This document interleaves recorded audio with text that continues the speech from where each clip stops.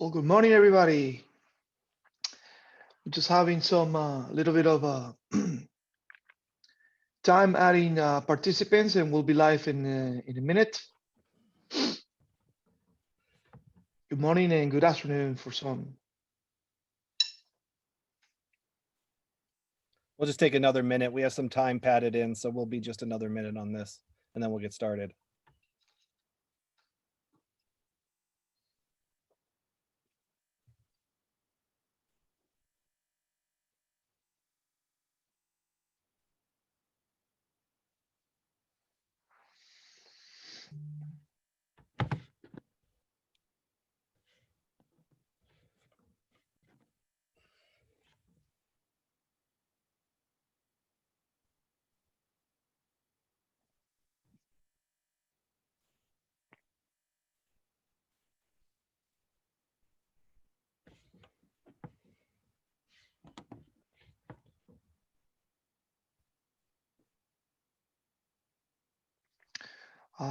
Once again, for those who are joining the conference right now, what we're trying to do is add some of the participants that have been waiting in the lobby, and we'll start shortly. Okay, just be a little bit patient, and pretty soon we'll be um, starting our conference. We have a lot of members and that have actually joined the conference, and Melissa is working diligently on adding them to the conference.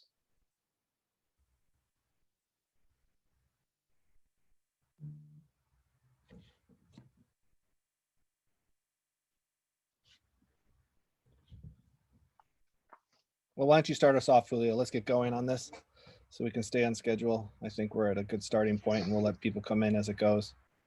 Right. If you want to Well, just walk everyone. sure. Well, like I said before, good morning for those who are in the Pacific Coast.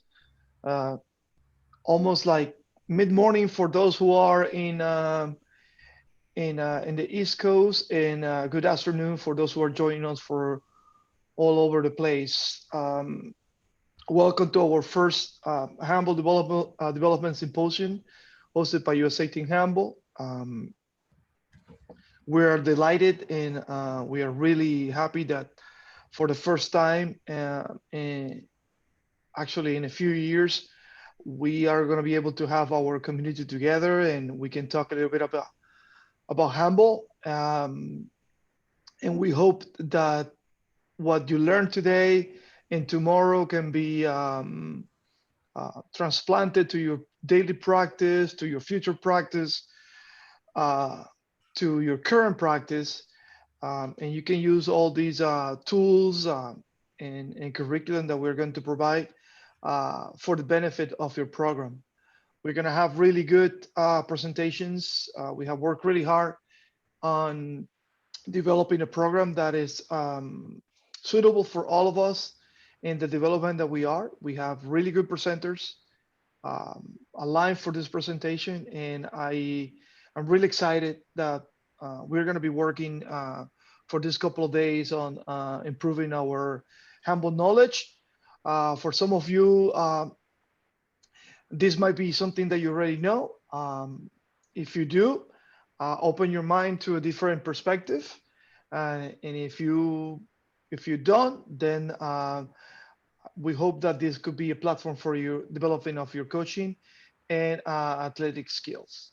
So with all that said, I'll pass it to my counterpart, Craig Rock, who's going to be talking a little bit about the actual symposium, and we'll start our first presentation.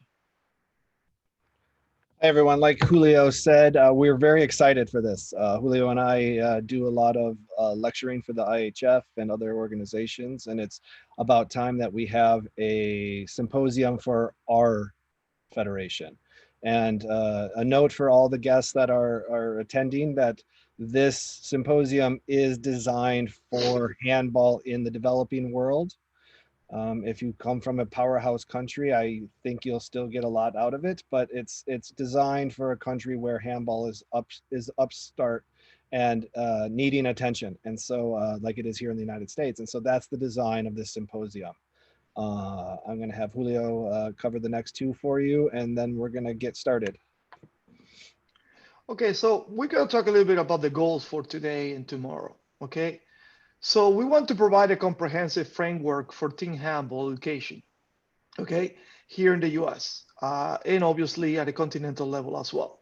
We want to inspire players and coaches of all levels to focus on personal development, okay, to improve the quality of the game in the US.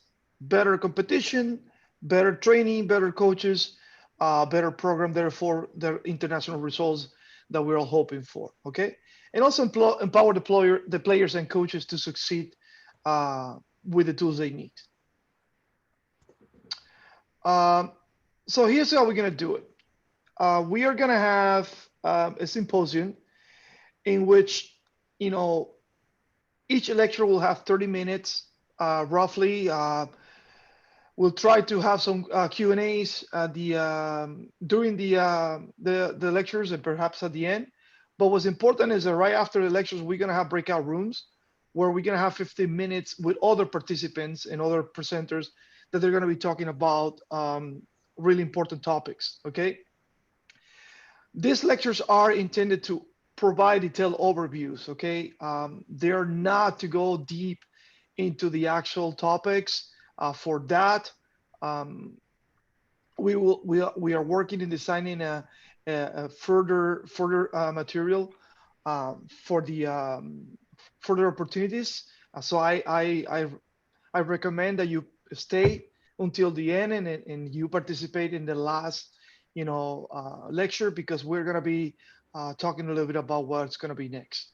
Uh, the breakout routes they're meant to be guided discussions. Okay, so they're not presentations, they're just conversation among all of us, which is increases the interactions between the membership and the actual presenters.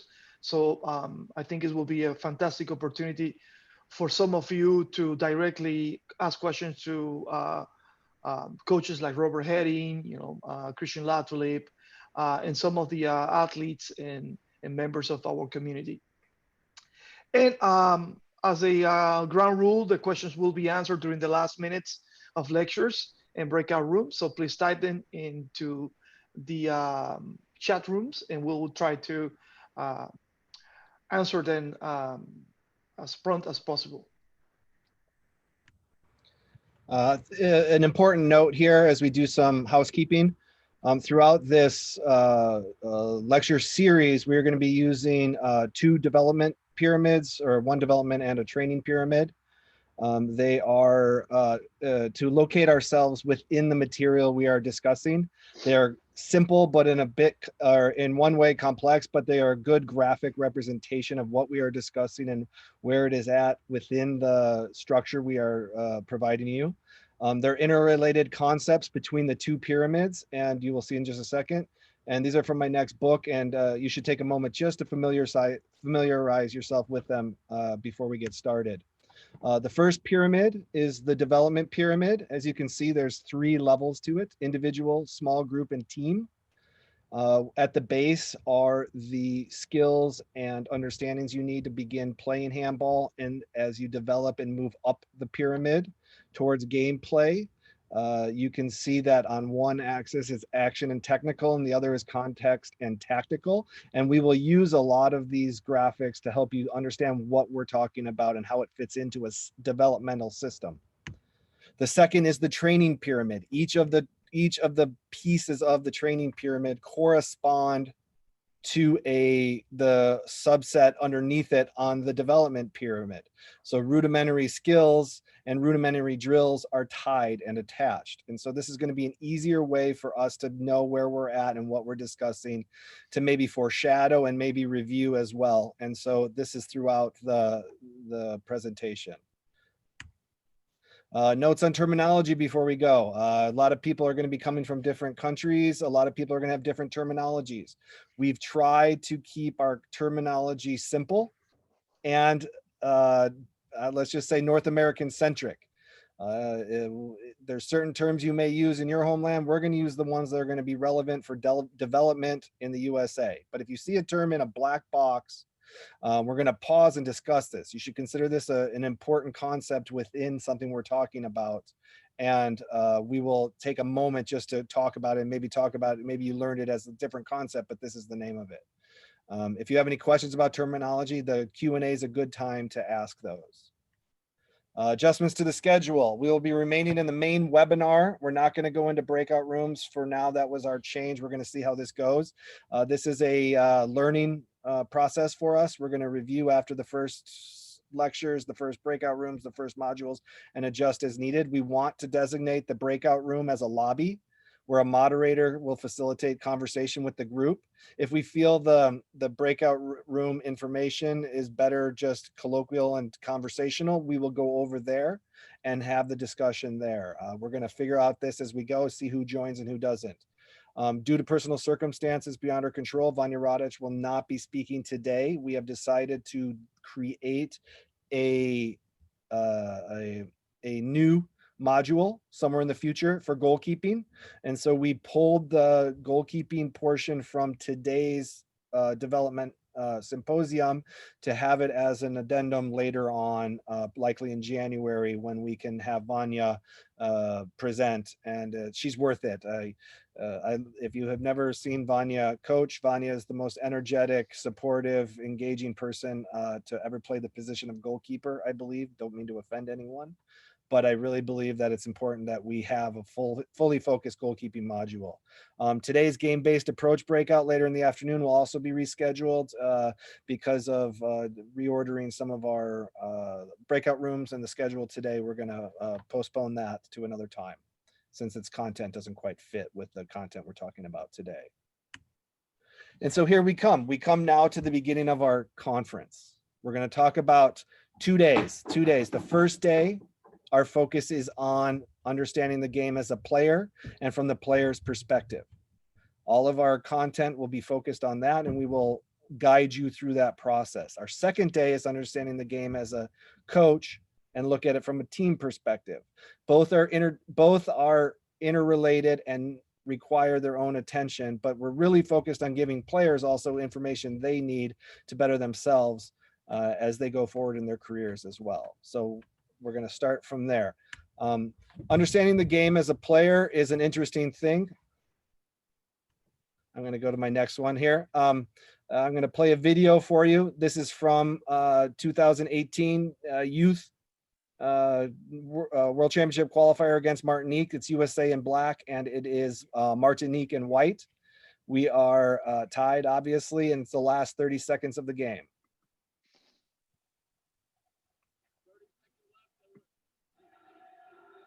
If USA do not try to attack the goal here, the refs will raise their arms to make it passive play. 20 seconds, guys. I want you to think about what the players are experiencing, many of them in their first tournament. If we lose or tie, we are eliminated. This is a situation we're going to come back to again later in the symposium. What do you think USA will do right here?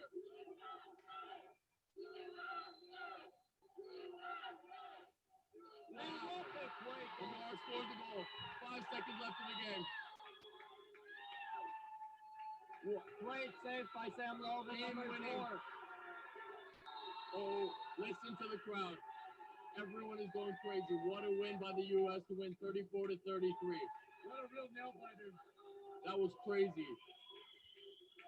As good as advertised.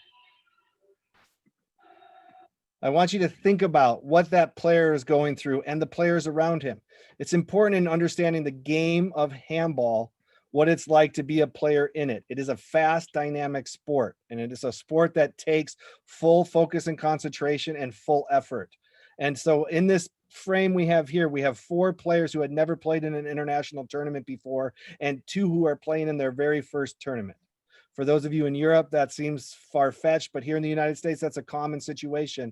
But here we are against Martinique with its established program and its connection to the French Federation in a tight match, one that went down to that last goal to advance us to the next round. And so I really want you to think about how in team handball, to understand it as a player, you have to understand that in every action, you are part of three things. You are part of individual play, your techno-tactical skill, your tactical responsibility, and your team role. You're part of the small group collaboration on your portion of the court or in your area. Sometimes it's wider and sometimes it's smaller, but that includes the initiation, support, and finalization phases. You're also part of the team concept, the coach, the game problems that he's presented you to fix, the strategies and the game plans for that particular match. Being a player is a very difficult thing in team handball because it's so fast moving and involves so many things.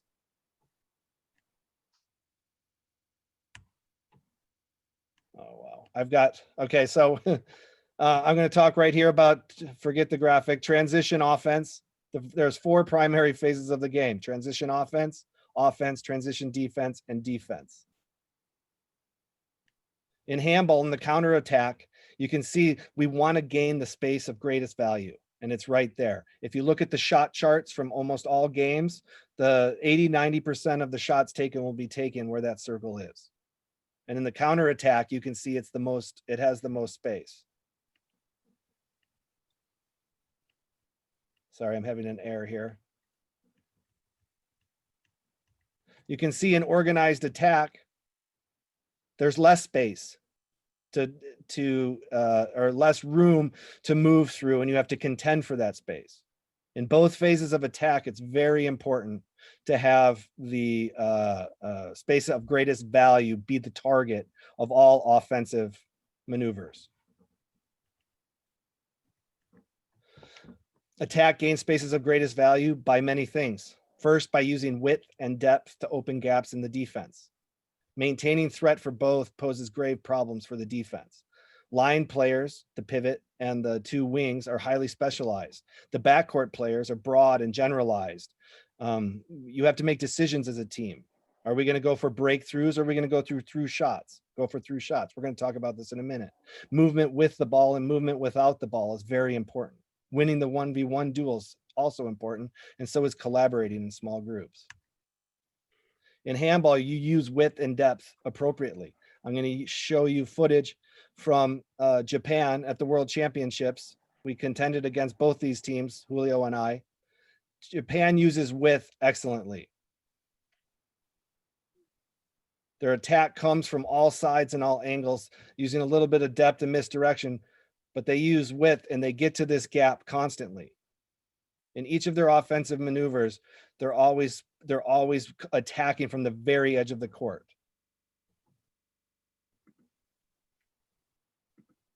Here we go back to the men's World Championships. Here we have Germany playing France, and we're going to watch how depth outside shooting creates gaps underneath. When we talk about attacking cooperation between backcourt and pivot players later on, you can see why the threat of a backcourt shot opens up the defense and makes it vulnerable underneath it. They have to come out. They have to defend it.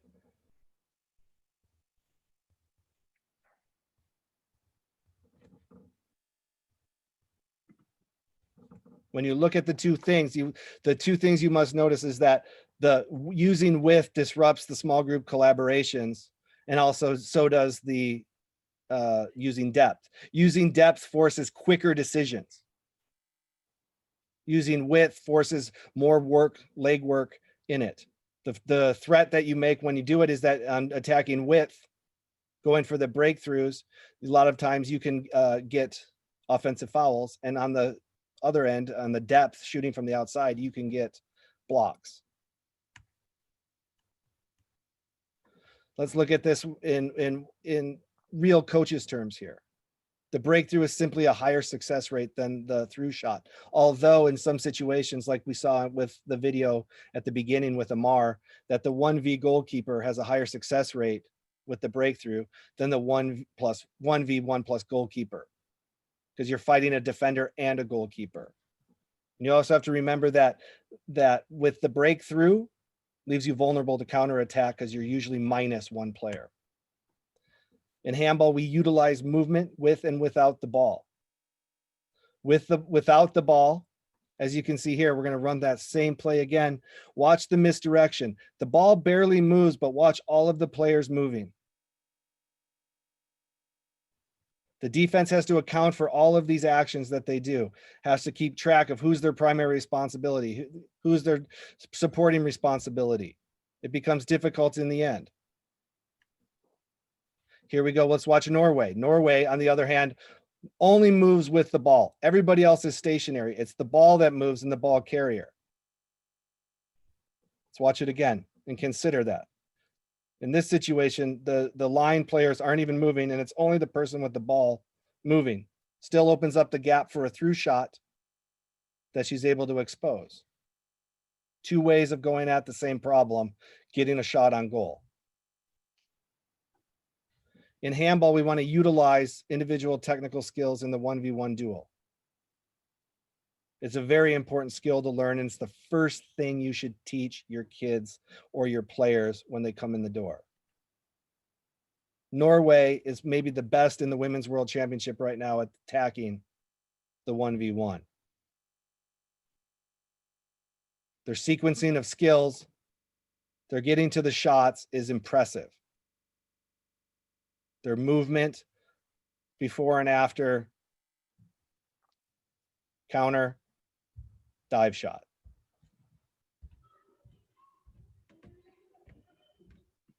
Sequencing of technical skills is also important. We're going to watch this several times. Here we have an individual player attacking, and watch it in the slow motion right here. We have an individual player attacking who does a split step, a windmill, a bounce, and an off-footed jump. It's very important to understand the difference, the variability of the attack, which is a change of direction and a change of speed. And then the other side is the sequencing of individual technical skills. In handball, we also utilize small group collaborations, tactical movements, parallel and counter thrust, something we'll talk about, crossing with and without the ball, switching, overloading, blocking. We depend on technical skills within that are joint, passing and catching, passing to the line player, dribbling and bouncing, faking, shooting. These are all essential skills we're going to discuss in the next lecture and in the second part of today. Before I pass it over to Julio here, I'm going to just mention, in organized attack, the player with the ball should always occupy a threatening position immediately upon reception. He should fix the primary defenders in preferred space and attract supporting defenders. Use dynamic changes of direction and speed, as well as faking to gain advantage. Prioritize winning the duel at all costs. The breakthrough is what you want. And you utilize specialty shots to improve through shot efficiency. This means adding sidearm, three-quarter shot, standing and running shots to your repertoire. In the end, if you cannot get the attack and win the duel, you connect with your supporting players and let them do the work, because it's going to come right back to you. In organized attack, the player without the ball should always move or position themselves in such a way as to attract and confuse the primary defensive player and the supporting defensive players. You must disrupt the unity of the small group defensive unit you are attacking. You must place great stress on the adjacent gaps to the attack. Sometimes you can go too far away and there's no longer a threat. You must maintain that threat. You must be available to receive lateral or outlet pass and to become attacker with the ball to continue immediate attack of supporting defender or reorganize the attack. Also, you must recognize to cross as a safety mechanism and to begin your attack right away. Sometimes your offensive attacker, the primary attacker, needs your help, and sometimes the only way we can help them is by crossing. And now we're going to help you understand the game from the defensive perspective. I'm going to hand it off to Julio. Fantastic, Craig. Fantastic presentation about the game from the perspective of the attacker. So now from the perspective of defense, all we need to develop is the opposite of Craig is actually presenting. We need to develop skills that can actually neutralize or interrupt or stop the actions on the attack. Just like Craig had mentioned, defense also has a little bit of transitional game, and I'll talk a little bit about that. So understanding defense, obviously the idea is to avoid the goal and regain the position of the ball of the ball. As you remember from what Craig just presented, the idea of the attack is to create spaces, to have um, positive percentage areas where you can actually have utilize the space. So the idea of defense is reduce and eliminate all those actions that the attack is proposing.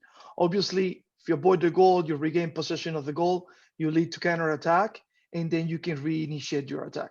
So in other words, defense is the responsibility to the player with or without the ball, okay? And attack, the responsibility of the defender to actions players with the ball and without the ball. Defense can occur individually or collectively, right? So individually, commonly known as man-to-man, like Craig mentioned to you, I want to stress that the importance of developing, the skills, the man-to-man skills, not only on the attack but also in the defense and vice versa, because there's a parallel development. If you are start, developing the player from the perspective of the attack, automatically you are developing the offensive skills that are required. So individual defensive duty against the player with the ball or without the ball is the foundation of the defensive work. It's as simple as that. You must be able to successfully resolve situation in a one-on-one setting and be able to control the opponent's actions in all games. AKA, as Craig has mentioned, the defensive duel.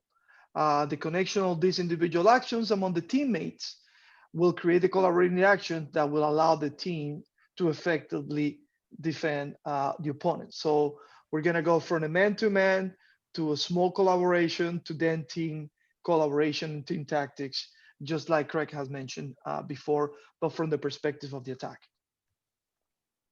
Collectively, is similar to the initial intention of the attack. The defense is geared to counteract the intentions of the attacking players or player. Counteracting is achieved by combining basic individual skills, okay, into actions in a collaborative environment. Those are what we call the group tactics. The group collaborations with nearby teammates safeguards a successful defensive performance. And we're going to talk a little bit about it during the individual skills required for defense and how they transplant to a small group collaboration in a future presentation. And obviously, the optimal physical characteristics are important, as much as the skills are in terms of how we actually prepare our players. Give an example: who's going to be the outside defender, who's going to be the central defender, who's going to be the interior defender, or number 3, number 2, and number 1, as also known from other programs.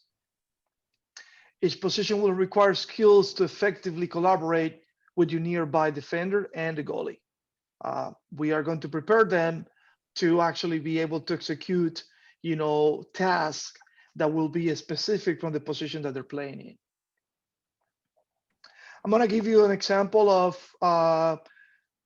the transformation of 6-0 to flexible to 4-2 and then back to a 5-1 defense that we use during World Championships and a lot of the games with the men's junior national team. And it's just a combination and linkage of all these individual skills into a collective and group setting.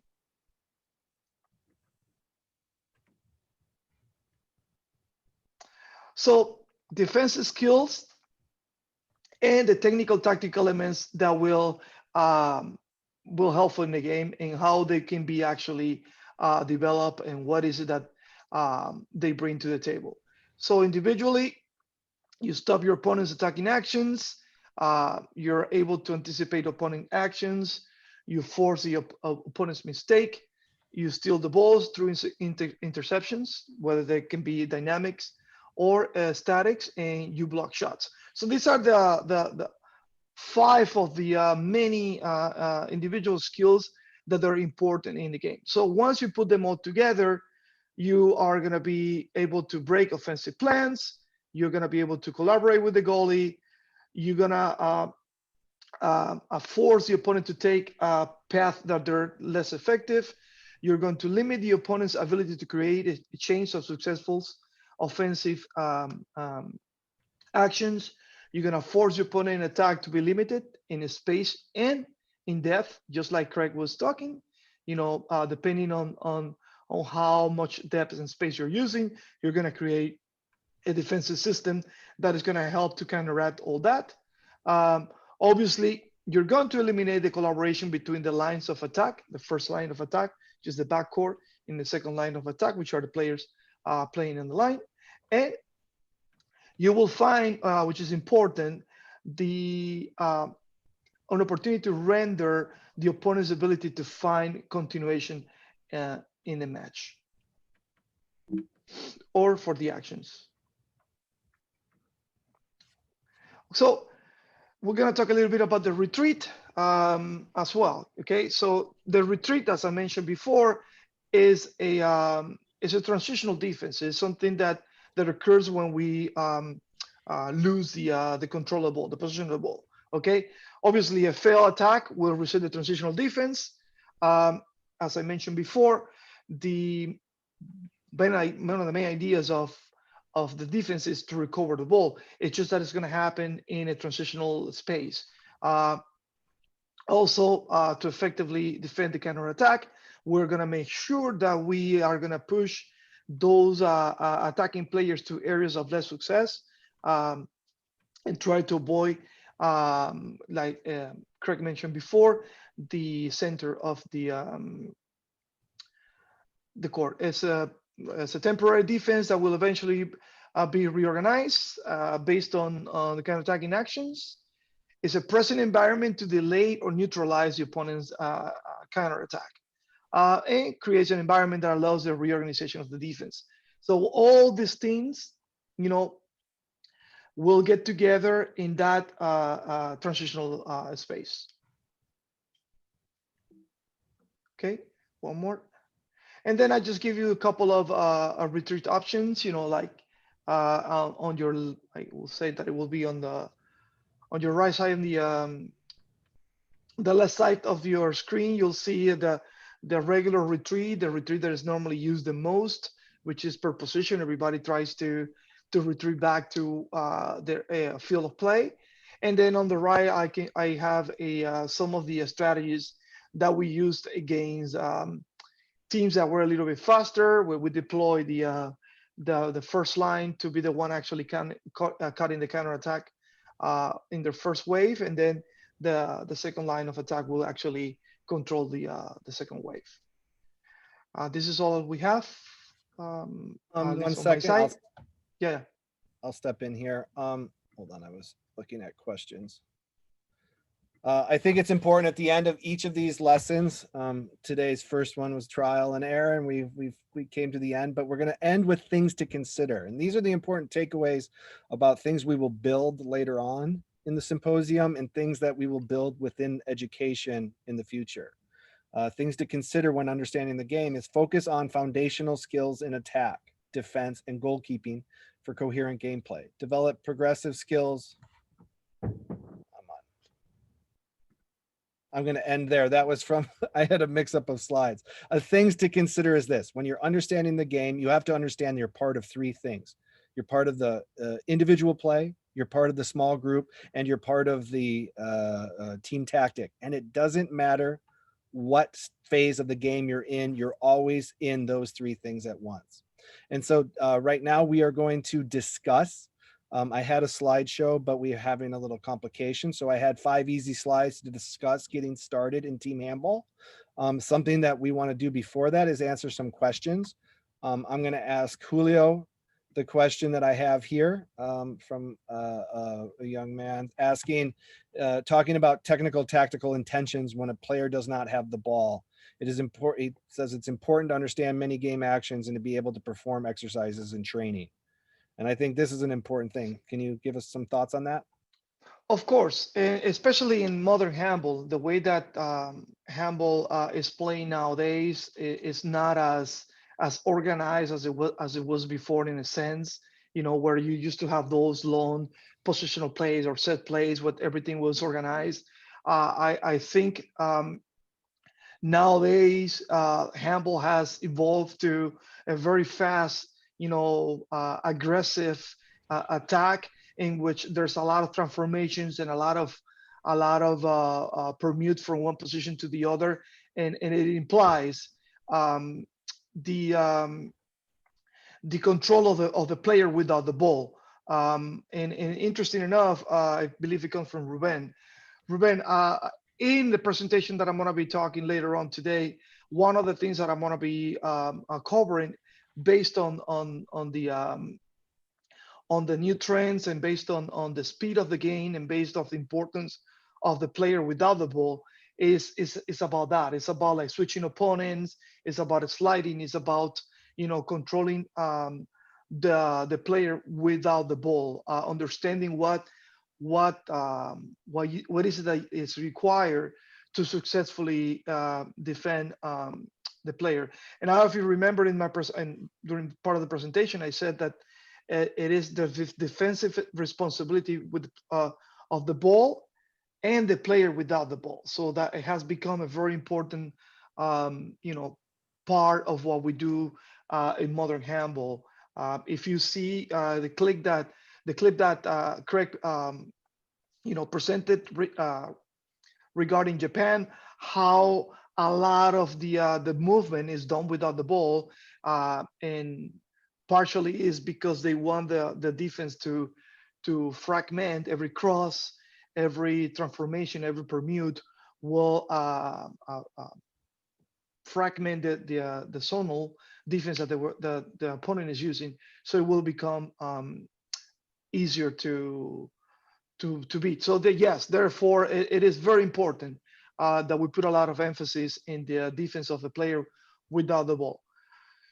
Once again, this was just a summary, an introduction to the game. So we'll deep dive into more of this. And I think I can add, if you're developing training exercises, something we're going to talk about for the rest of the day. I really think that creating exercises that focus on developing ball skills and off the ball skills is hugely important, because at any single moment there's 5 offensive players without a ball and 6 defensive players without the ball. Right. And so if you don't train, if you only stand in line and everyone's holding a ball and you all do the same technical skill, you might as well have passing to it and movement added to it, something we'll talk about later, because you're going to be training and developing a more realistic game. And so when those techniques are required to win the duel or win the small group collaboration, and you've never really had experience manipulating space or attracting the attention of a defender,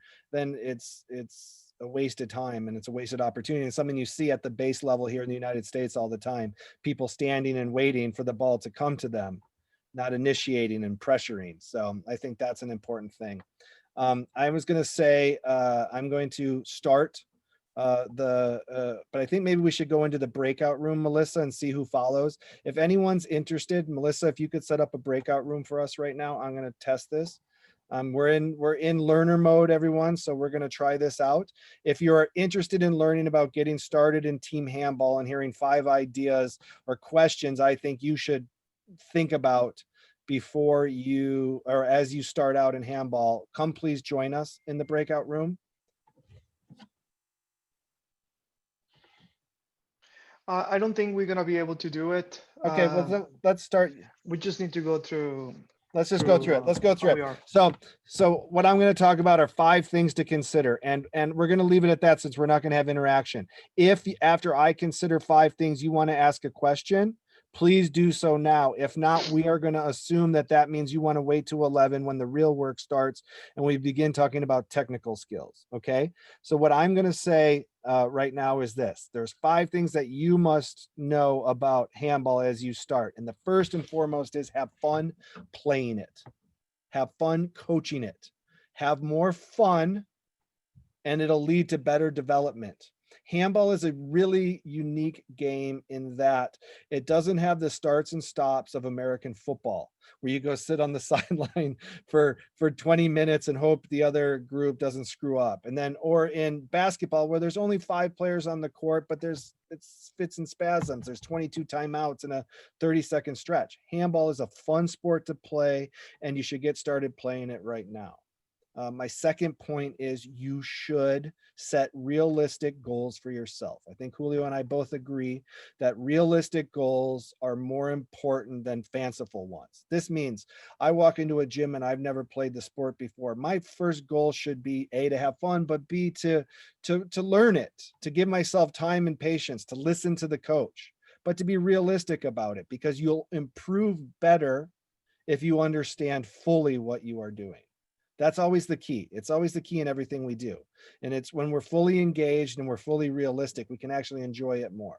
The second thing about setting realistic goals is achieving them. Work towards the goal. If the goal wasn't enough and you achieve it right away, set another one. But if you set a goal too far, you won't get it.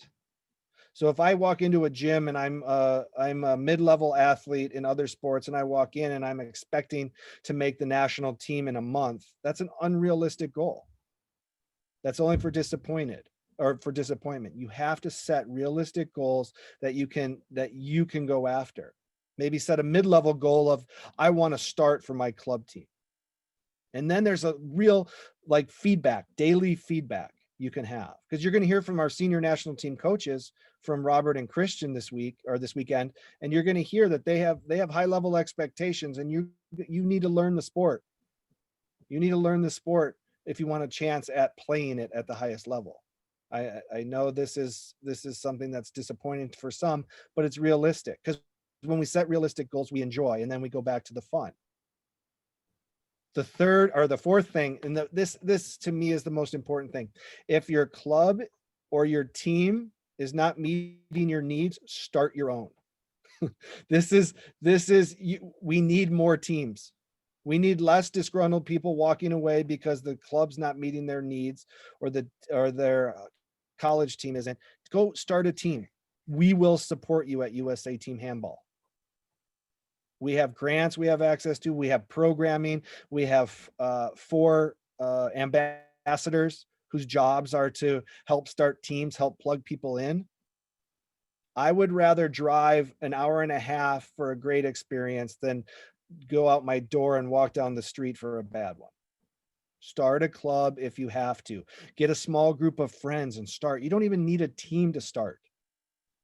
I saw a thing last night, these guys in Kentucky had a tennis court. I use tennis courts all the time for summer camps for kids. They're the greatest resource ever. They're the perfect size space for kids, and there's a net that stops the balls from going out of the way. Use any space you can, use any goal you can, use any equipment you can, and reach out to us and we will help you.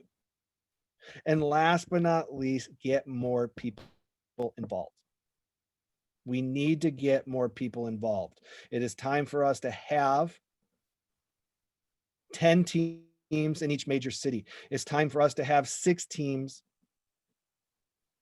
in each minor city. It's time for us to have 3 teams in some small rural town. There is no reason why we should just have 1 team in 1 city. We should have 10. We want to create more local play. We want to create better play, and we want to make each game matter. And we can't do it if you're not loving the sport and not getting more people involved and starting new clubs. It's as plain as simple as that. I will help you. Julio will help you. Others will help you. Those are my 5 recommendations. Do we have any? I'm going to look at the Q&A and see if anyone asked anything. There's a question for Dan Silvar. How do I get info from USA Team Handball to start a team? Call us. Yes, call us. I'll put together the package for you. I'll give you advice. It's in many ways the simplest, hardest thing you'll do. The hardest thing you're going to do is simply saying, let's do it. But it's such a great sport. And if you have the right mindset and you have a good program, and it's really important that the practices are enriching, that the experience is fun and exciting, and you'll get more people and you'll get more people. I give Joey and JD all the credit in the world. They've created programs that have a following and people enjoy coming to them, and they have a culture and core values, something I'll talk about tomorrow. But it's a really important thing for you as someone starting a club or wanting to start a club to have resources, and you just come to us and we'll help you. There's no question we can't answer, and there's no help we can't find, unless you're living on a remote island. That's it. And most likely, if we don't have the answer, we'll link you to the closest Yeah. or nearest organized club that can potentially help you. Okay, Melissa have actually listed on the chat room the info to USATHhandball.org email, where you can actually send email to her or to whoever's managing the account, and then they'll bounce it to us. Perfect. And that's really it. So let's all take a break and meet back up at 11. I'll be talking about tactical skills and attack. We really appreciate everyone. I'm going to put the screen on. I'm going to share my screen and just leave it up for now, but we'll be back at 11. 9 a.m. Pacific. Oh yeah, 11 Standard, Central, 9 a.m. and wherever you are. 8 p.m. Europe. Oh no, what? No, like 9 hours from here. All right. See you in a bit. Right, yeah, I'm putting this up. Thank you.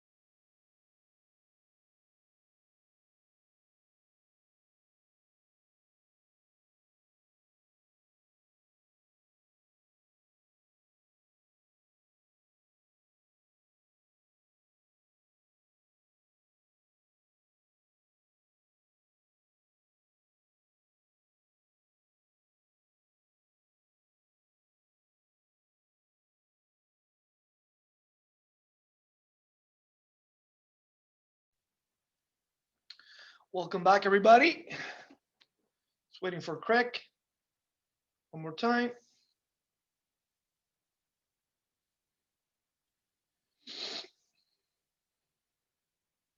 Just loading up right now, coming on.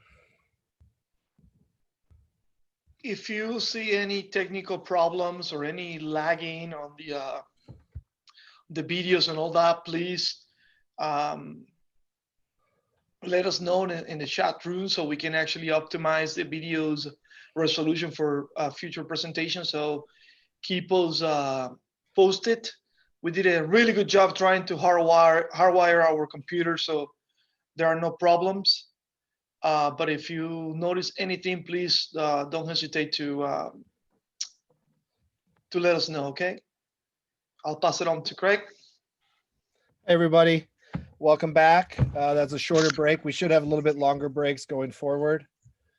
I'm going to begin the more in-depth part of our lectures with a discussion and analysis of technical skills in attack and counterattack. Before I begin, I think it's important that we begin in this country really examining the training and development of players and really focus on improving the quality of technical skills in order to improve the quality of play. And they go hand in hand. I will be leading this lecture. Julio will be following me, leading a lecture on technical skills in defense. And then this afternoon, we will discuss how to do that. And so it's very important to pay attention to the highlighted and discussed topics because they translate to discussions later in the day and throughout the symposium. And so I'm going to begin now by just looking at an overview of all categories of technical skill within team handball before I finalize and focus my area. There's large groupings with 5 to 15 technical skills in each group. That's as a coach, as a player, it can be intimidating to consider and ask yourself, how do I start training players, or how do I improve existing players? And I think this is the area that I am concerned about most, which is identifying the skills you need, prioritizing the skills you need to develop, and then giving you tools to learn how to develop yourself as a player or develop your players as a coach. We're going to come back now and look at the technical and tactical skill development within the development pyramid. We can see in the lower left, I'm going to really talk about this. Now, this is an important topic for us to discuss because you have rudimentary actions. These are like the shifting left and right in the sidestep. These are like the micro actions that make up a technical skill. In the textbook, they're isolated technical actions within complex technical skills, but all you need to know is they're the small parts. And the small parts are what's important, and that's the building blocks. And so I'm going to now break off the action and technical line from the rest and discuss how technical skill development is built. At the base, like we just talked about, there's these rudimentary actions. These actions are less sporting and more athletic, but they're not conditioning. They're directly linked to a skill. And then we step up to individual technical skills. And as you climb, you can see we're over there in the individual level. These individual technical skills are important. This is do I sidestep or whatever we're going to talk about in the next few minutes. It's very important to understand that they are made up of rudimentary actions. Then we have the joint technical skills. The joint technical skills are now we have 2 players interacting, and both have a base of technical proficiency, and they also have a joint technical proficiency. You'll hear people say, oh, they have chemistry. Sometimes it's as sound as they both are really technically proficient, and together they just are so much better, because it's 2 technically proficient players are very difficult to defend in space together. On top of now, the other phalanx is coming over, and we go to techno-tactical synergy, which now is we take all our technical skills and we mix them with tactics. And that at that point, that high level point, that is built up from game understanding to tactical skills to small collaboration. And that's the combination of the two. And from that is gameplay. Gameplay is the most important word I'm going to use this weekend, because it represents the quality of play on the court. It's like the representation of everything you've learned and everything you've developed, and it's the manifestation on the court. And so from my perspective, it's very important to understand gameplay. But when we're talking about the player's perspective, we start from the bottom and move our way up. When we talk from the coach's perspective, we start at the top and move our way down.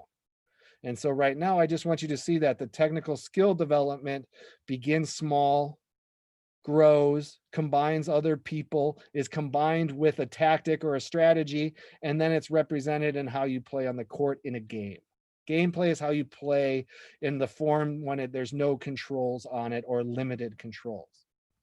Okay. It's very important to understand skills. Now, this is something I've been working on for a long time. I see people who want to start with the fun skills, the big skills, but there's foundational skills, and there's skills that are required to play the game coherently. And this is important because the same foundational skills in the hands of a master can be lethal. So I never want to use the word basic or beginner. I have a hard time with sport terminology when the foundations of a sport are termed basic or beginner. It is so important to consider them as for coherent play at the first level, but as a player develops, those same skills become competent and then masterful. But in the beginning, these are the skills you need to learn. And these are the skills you need to teach your players before you move on to the other skills. And then we have the progressive skills. In each of those categories we showed, the progressive skills are important. The progressive skills are, I now have a foundation underneath me. I want to learn more and I want to do more. I want to have more tools. I think of them as tools. They're tools that have a more defined, less broad, more defined application in a game or a situation, but they're no less effective than the other ones. And then we have the advanced skills. The advanced skills take a long time to learn and build a foundation to use them in a game or to use them effectively in a game. And I say here masterful gameplay, and it's a technical term and I don't always like it, but masterful gameplay is when you are fully free and deciding on a moment's notice without even realizing you're doing it, and you do it effectively even against the best opponent. It just comes naturally. You don't think about it. You're not prejudging it. You're not deliberating on it. It just happens in the moment, and you either win or you lose. And most of the time you win. So the goal is always to create a better gameplay. And especially in the United States, we have to build more competent play, and then we can go to masterful play. The system in the United States right now has a lot of coherent play, some competent play, and very few masterful play. And it's important that we push and nudge everyone forward. And by explaining to you what we're doing here and classifying these skills in such a way, it'll help you to then say, where am I at? Like honest evaluation. Where am I at? Where are my players at? I need to focus on this. And we'll talk about in lecture 4, the development process and how that works. But I want you to think for now that these skills that are at the base are important. They're important right now in the United States to learn and to do better with. And they're skills that you're going to use throughout your career as a player. And that's what's important. Regarding technical skills in attack and counterattack, when we look at the categories, each of the categories has a basis. And I want to be clear here. What I'm saying is more of my opinion on the matter based on years of developing players and years of organizing practices and session plans and year plans and that. And I've come to see that handball has a taste. You may be a different coach who has a different taste for something or wants something different from their team, and that is no less effective. What I'm speaking about right here is my feelings personally as a national team coach, as a president of Team Handball Academy, and as an employee or the member of the working group for handball at school. Everything begins with ball manipulation. Now, there's not a technique I can tell you that you're going to train for in the game yet. One of the most important general skills to learn in handball is ball manipulation, because passes never come perfect. Loose balls never bounce up to you. When you're defending and you try to tack or neutralize in the air, that ball is a stubborn thing, and you have to learn to possess the ball. And with children, it's easy. You just have them walk around the gym, throwing it up in the air, catching it, going. It's no less important for older players who are new to the sport to learn how to control the ball, and you should incorporate into all training some form of ball manipulation drill or game. I prefer the games where you're either dribble games or rolling games, or even soccer games are important because it teaches spacing and strategy, and teaches you the geometric shapes you need to defeat a defense. Second category, the most important category when it comes to the gameplay, is movement. Handball is a fast sport. It is essential to incorporate movement into everything we do. If I practice a technique that's footwork or passing or catching that doesn't eventually go into movement and incorporate movement, I cannot replicate it in a game, because the game demands will be that I have to move and keep moving if I wish to keep possession of this ball. And it's a constant battle for it. And so understanding movement is as essential is one of the first principles you need to take on. Footwork is proficiency has to be the standard for footwork. I believe that a proficient footwork creates and displaces an opponent in almost all situations. And I think for all players and all coaches, footwork focus, whether you're talking conditioning drills and coordination, or incorporating conditioning or coordination within technical drills, is very important. We'll discuss that later in lectures 5 and 6. Passing and catching, all of these, I can have a player who's a bad shooter and I can find a role for him on the team. If I have a player and she's bad at passing and catching, there's nothing I can do. So you should incorporate into almost everything you do work on passing and catching. And I have reinvented the wheel 100 times over in how I do warm-up games, how I do almost all phases of practice. I need to incorporate passing and catching, because I demand as a national team coach that my players are proficient passers and catchers. You can't play handball without it. Faking's a undervalued. I love working with Alberta Team Handball Federation. I'll give them a shout out right now. They incorporate early into their development of their players faking within their technical repertoire, and I really love watching when we play against their younger teams and they're consistent with it. It's can still, but they're working on incorporating that into each and every attack that they have. Dribbling, the conflicted story of dribbling. It'd be like a late night movie. Kids in the United States and other North American countries love basketball. They ruin dribbling in our sport. Our sport, you can only do so much dribbling. You can only use it in certain ways. It's more of, oh, I'm out of options, let's pause. Or I'm ahead of everyone, I need to get to the next place on the court. And so dribbling should be incorporated and trained early, but it shouldn't be focused.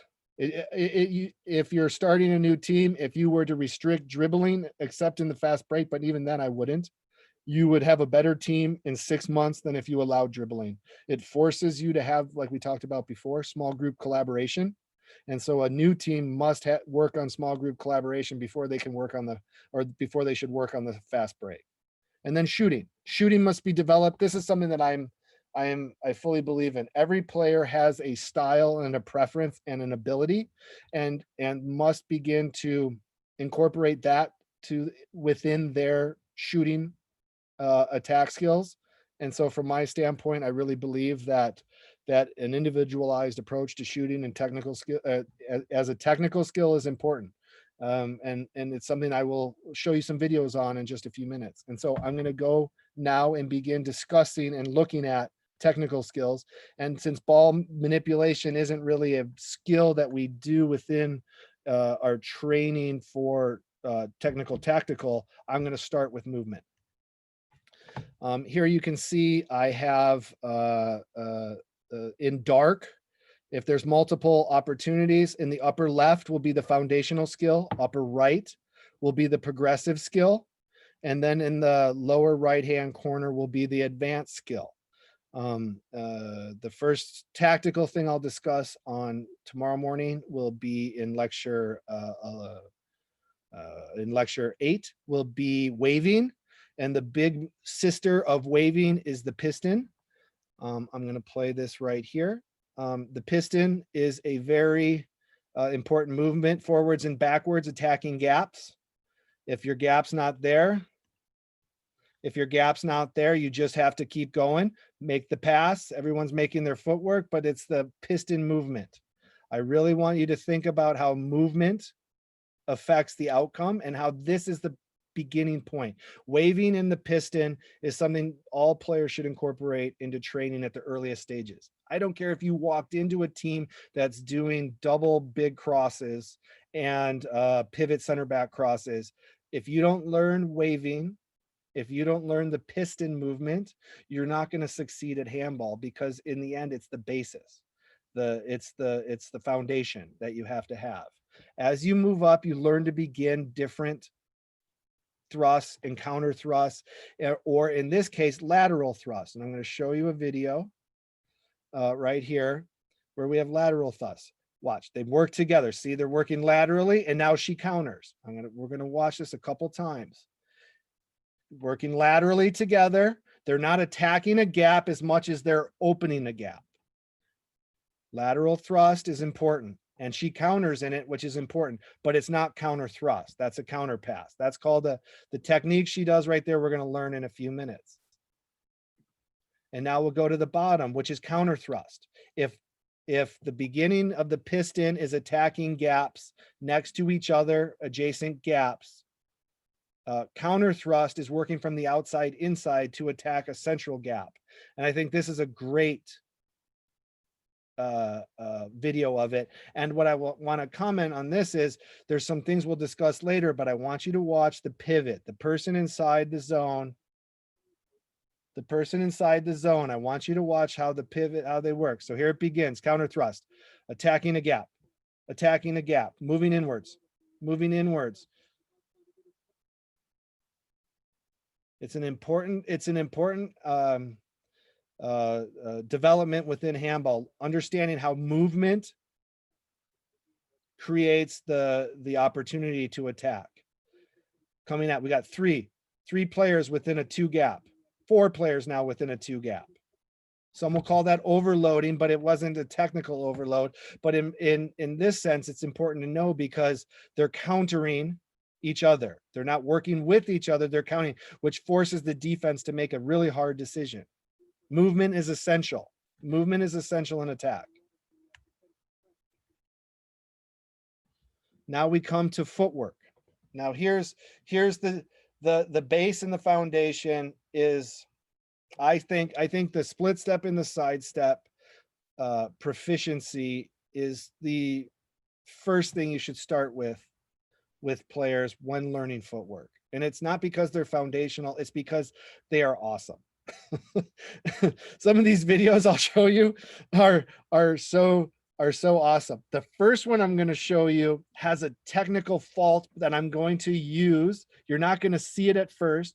I'm going to use it as a teaching lesson because the split itself is so good that it doesn't get called, but the referees didn't see it, but it wasn't until my colleague and I were looking it over, we realized what had happened. But I left it in because I think it. I've cut this in 3 different forms for you to see it. I'm going to show you the misdirection, but I'm going to show you how this the split step works. The split step, called the 0 step, is landing on 2 feet at the same time. It is a tactical move because it has benefits, but not the benefits that were missed by the referee. Starts the save. I don't care. This is an important thing for me to discuss right now. In all of these things, the finalization, which is the shot location, is different than the penetration. I'm focused on the penetration. Movement and footwork is not focused on whether a goalkeeper made a save. The success of this move, if we start from it, but there, she's on the ground. She takes 4 steps. Watch it in slow motion. She catches it on 1 foot, but the referee doesn't catch it. There, she's already possessing it, And so what's important to realize, though, is start there. That's what's important to recognize with the split step. The side step, the other foundational, is with 1 foot lifted. I paused it here so you can see this. The 2 feet are down. The side step would be 1 foot lifted, and you have your 3 steps. And it's more of a quick. The split step fixes the defender. Look at the position of the primary defender. She's flat on her feet because she doesn't know which way she goes. And in the split step, you're in a strong stance, not a weak stance. If I hit you as a defender and you're in the side step, you knock over. In the split step, it can take that initial steering redirection by the defender. It can handle the neutralizing on the ground. It can handle all things. The side step, not so much. The split step's important. And this is an important skill to incorporate into your training and development. As your players develop, they can develop unique patterns like the quick step. The quick step is not a 3 step. It's landing with your right foot going to your left foot if you're a righty, or the opposite the other way. It's taking away one of the 3 steps you have because getting into the air or getting into a space is most important. Escape step is the big sister of the split step, and that's landing with 2 feet as I have frozen here, taking 1 step back with the left and to the right. Drag step is a offensive piston passing step in which your second step is really just your first step dragging across the ground to the next spot, and it counts. You never want to leave contact with the drag step because you're about to get hit by the defender and you're passing. I'm going to show you the hop step in a second, and then there's the shuffle step. But let's look at the hop step because this is an interesting technique. It throws the defenders off. She's already taken her step. She's on there, and it's left, left, right. It's going to slow motion in a second after she misses her shot, but you're going to see it in slow motion from the side. Left, left, right. It throws, the defender doesn't know. It's almost like the Euro step. It's almost like the Euro step in basketball. The defender thinks she's going to go the other way because she's already gone left, right. She thinks she's going to go weak and she doesn't. And then she passes. She brings in the defender with that. And so it's an important left, left, right. And it could go the other way. It could go right, right, left. But it's as you develop footwork skills, it's very important to understand this. And then we come to the final footwork, which is the more difficult stuff. And this is the stuff I see people trying to train for that aren't ready for it. You should play with it and experiment. We'll talk about that in lecture 4. Lecture 4 is all about talking about player development, talking about the stages. And there's a time to play and there's a time not to play. In the middle of a world championship game or an EHF Euro, it's not. And so what I really like with this is to watch how this is a complicated step, and she combines it with she combines 2 of the advanced skills in succession.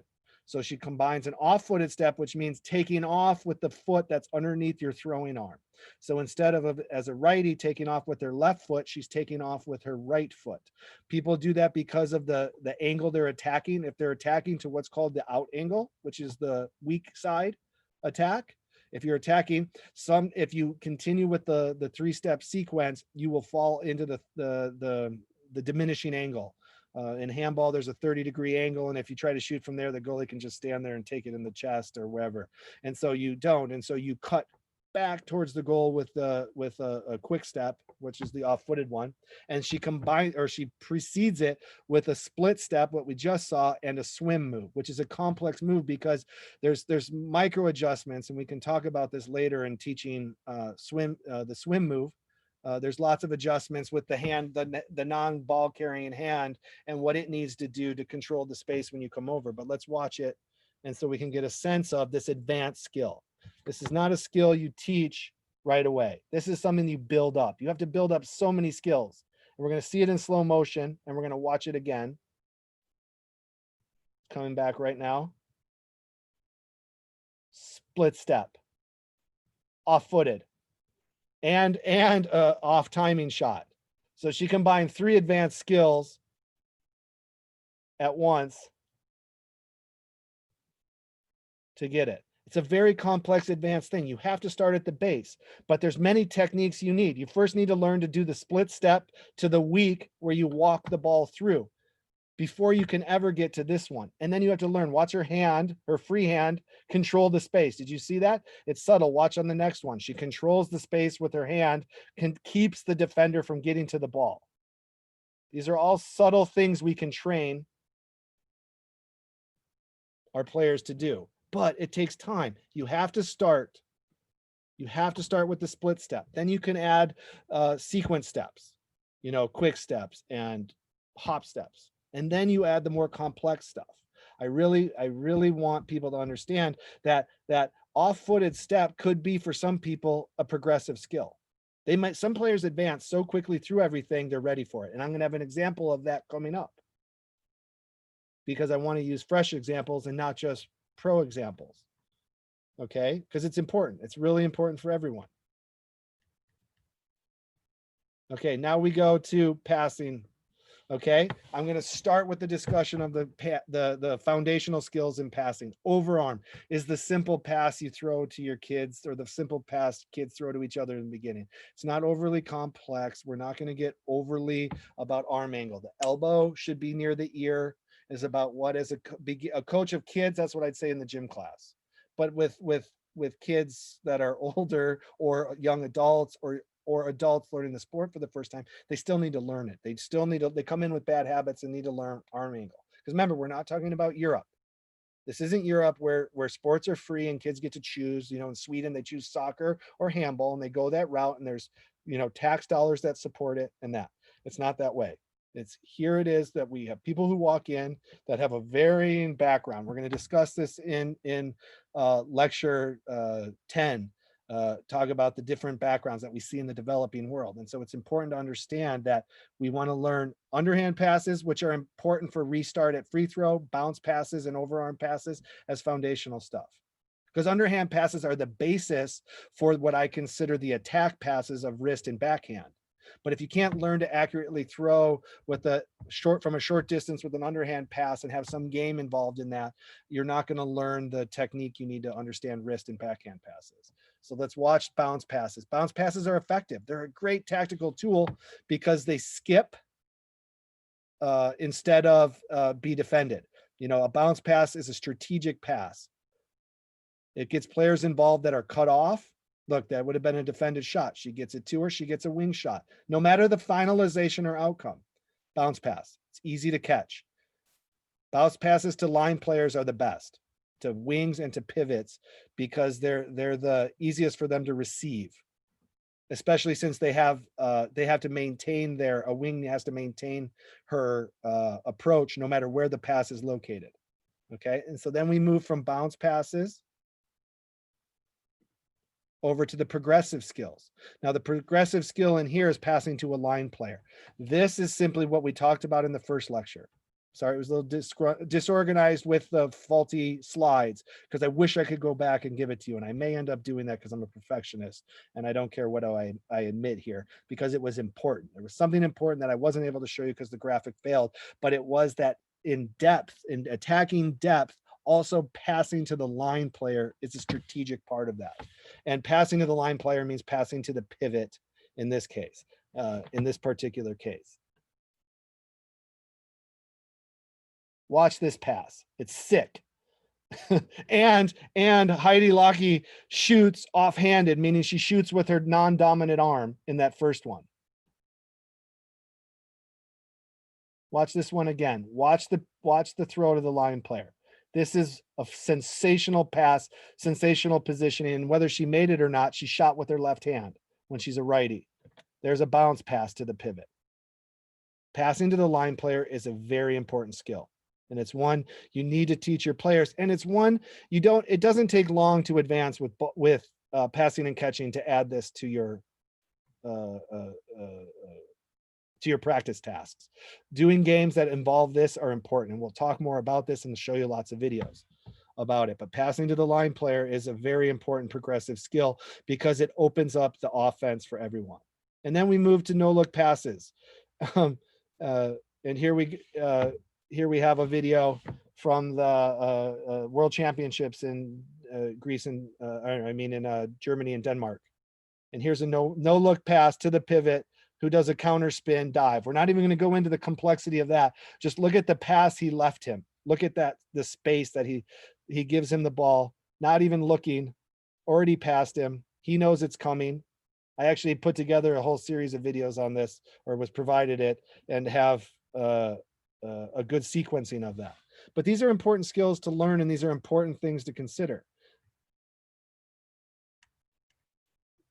Now we're talking about faking, and we're going to go quicker through faking, moving in direction. There we go. Opening up the space by leaning to the left. Make them think you're going one way.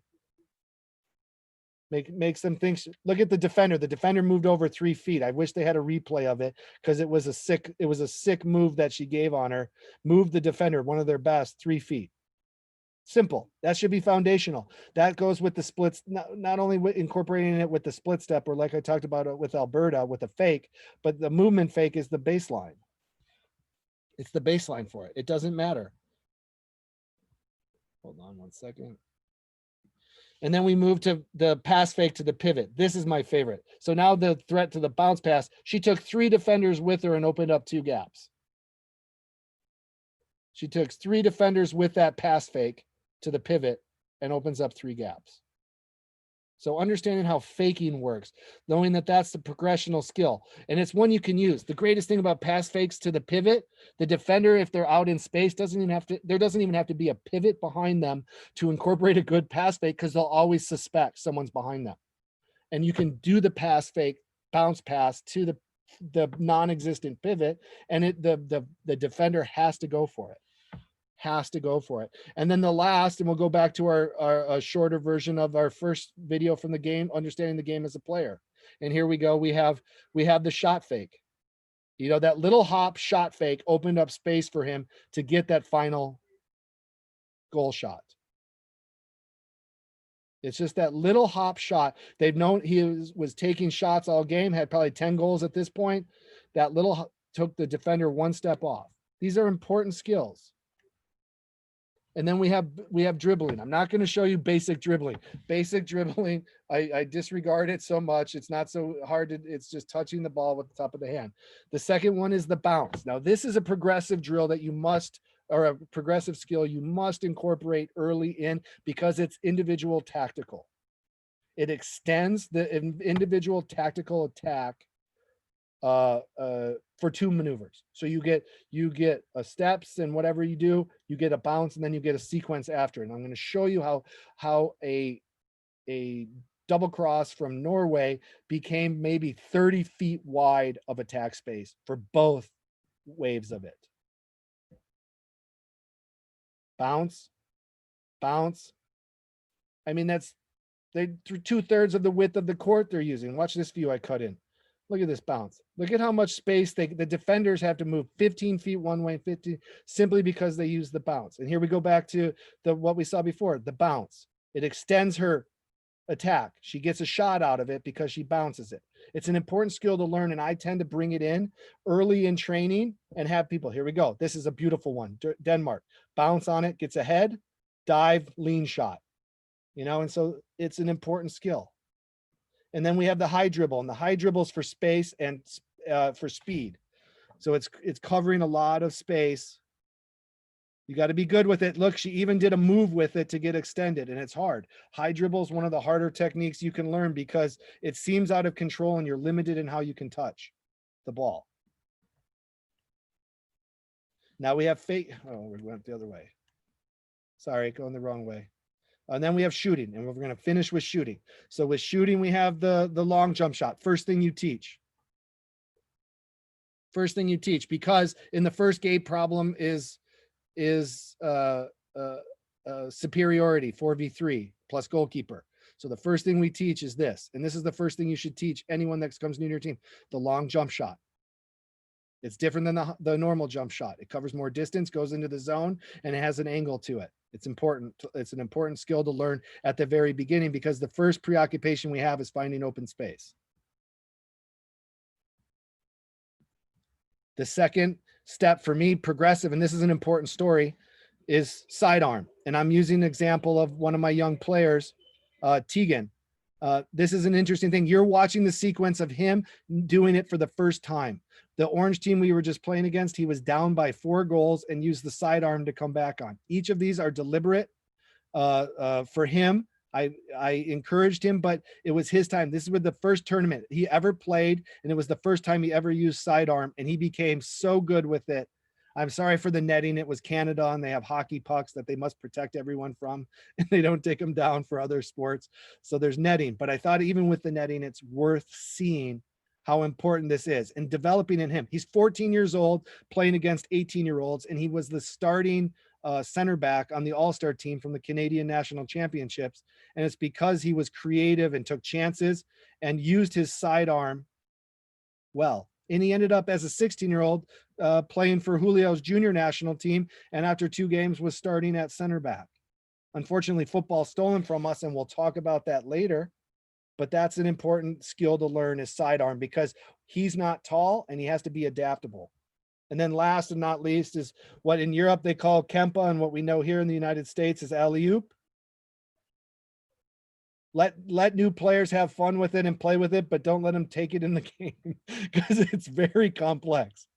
You know, in the United States, I rarely see Kempas or alley-oops anywhere.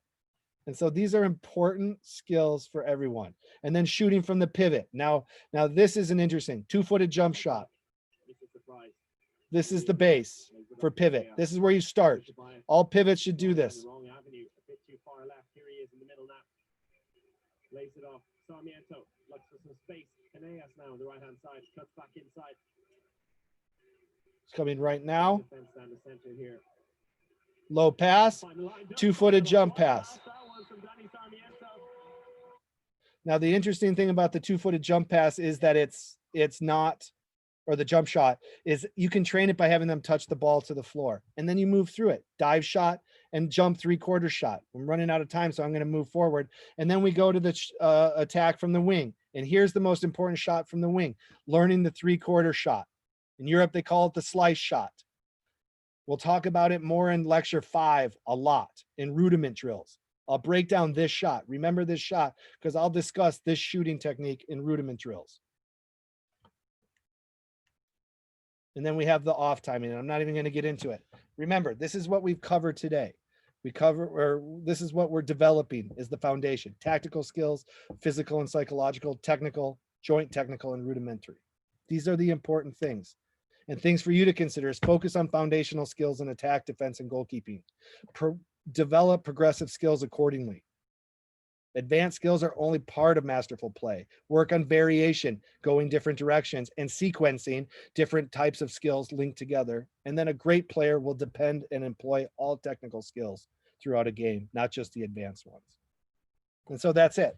And so, Julio, do we have any questions? Do we have any microphone? There are no questions right now. They're all statements. So we open the floor for a few questions before we pass it on to Dr. Sarah Gascon for the breakout room. And thank you, everyone. I think you did a fantastic, thorough presentation. So there's little room for questions because it was really okay. I'm going to stop my share now very well so done. she can come on. I guess one more time, anybody has a question for Craig before we pass it on to Dr. Gascon? Well, if there are no questions, then without further ado, I'd like to introduce you to Sarah Gascon, who is the captain of the women's national team and one of the icons of our program, someone who has more than, I cannot even count your international games anymore. But it has been a pillar to our program and still a strong advocate for the development of the sport and someone who has played a fantastic role in our development. So Sarah Gascon, is all yours. Okay, can you all hear me clearly? Julio, can you hear me clearly? Yes, Perfect. we can. Okay, well, I appreciate the introduction. Hello, everyone. My name is Sarah Gascon. I am originally from a suburb in Los Angeles, San Pedro, California. I started off my Olympic journey way back in the day. I'll bring it back all the way to the 1984 Los Angeles Olympic Games. That was my first introduction to the Olympics. I was a very young child. I was only 2 years old, but I knew at that moment that I wanted to be an Olympian. And from that point on, everything that I had done in my life revolved around sports. I put multi-sport athlete here because I felt like that is extremely important to talk about. I played everything growing up: hockey, basketball, football, baseball, softball, you name it, I played it. And this is before we started focusing on specialization. But in elementary school and into high school, I always played multiple sports. I played travel softball, I played club volleyball, I did everything. And then I was able to earn a full athletic scholarship to Southeastern Louisiana University. There I played volleyball and softball for 4 years. And then my 5th year, I played soccer. So when coaches say you can't play more than one sport in college, I always say, well, I did. I played 3 Division I sports.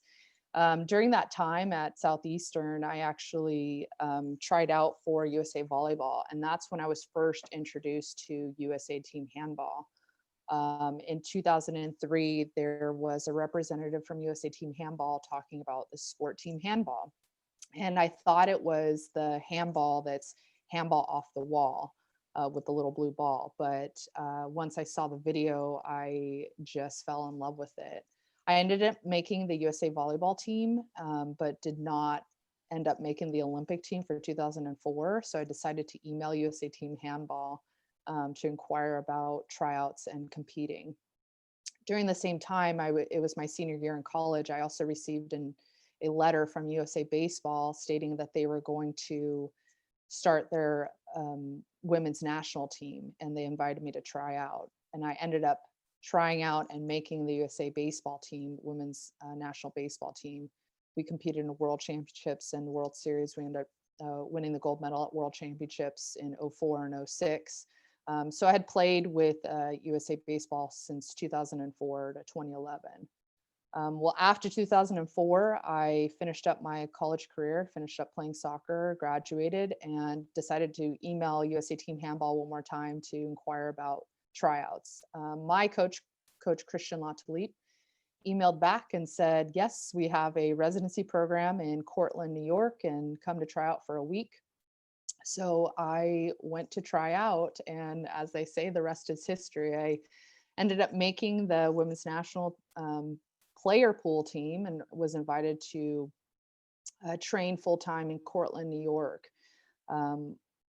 As a new rookie handball player, I didn't necessarily understand the game, but I felt like I was pretty well prepared for it because I did play multiple sports growing up. And when I first learned how to play, I try to make sense of the game. So playing basketball, dribbling just like in basketball, throwing or shooting just like baseball. blocking, which I think is an underdeveloped skill for teams. I am a very good blocker, and that's because of volleyball.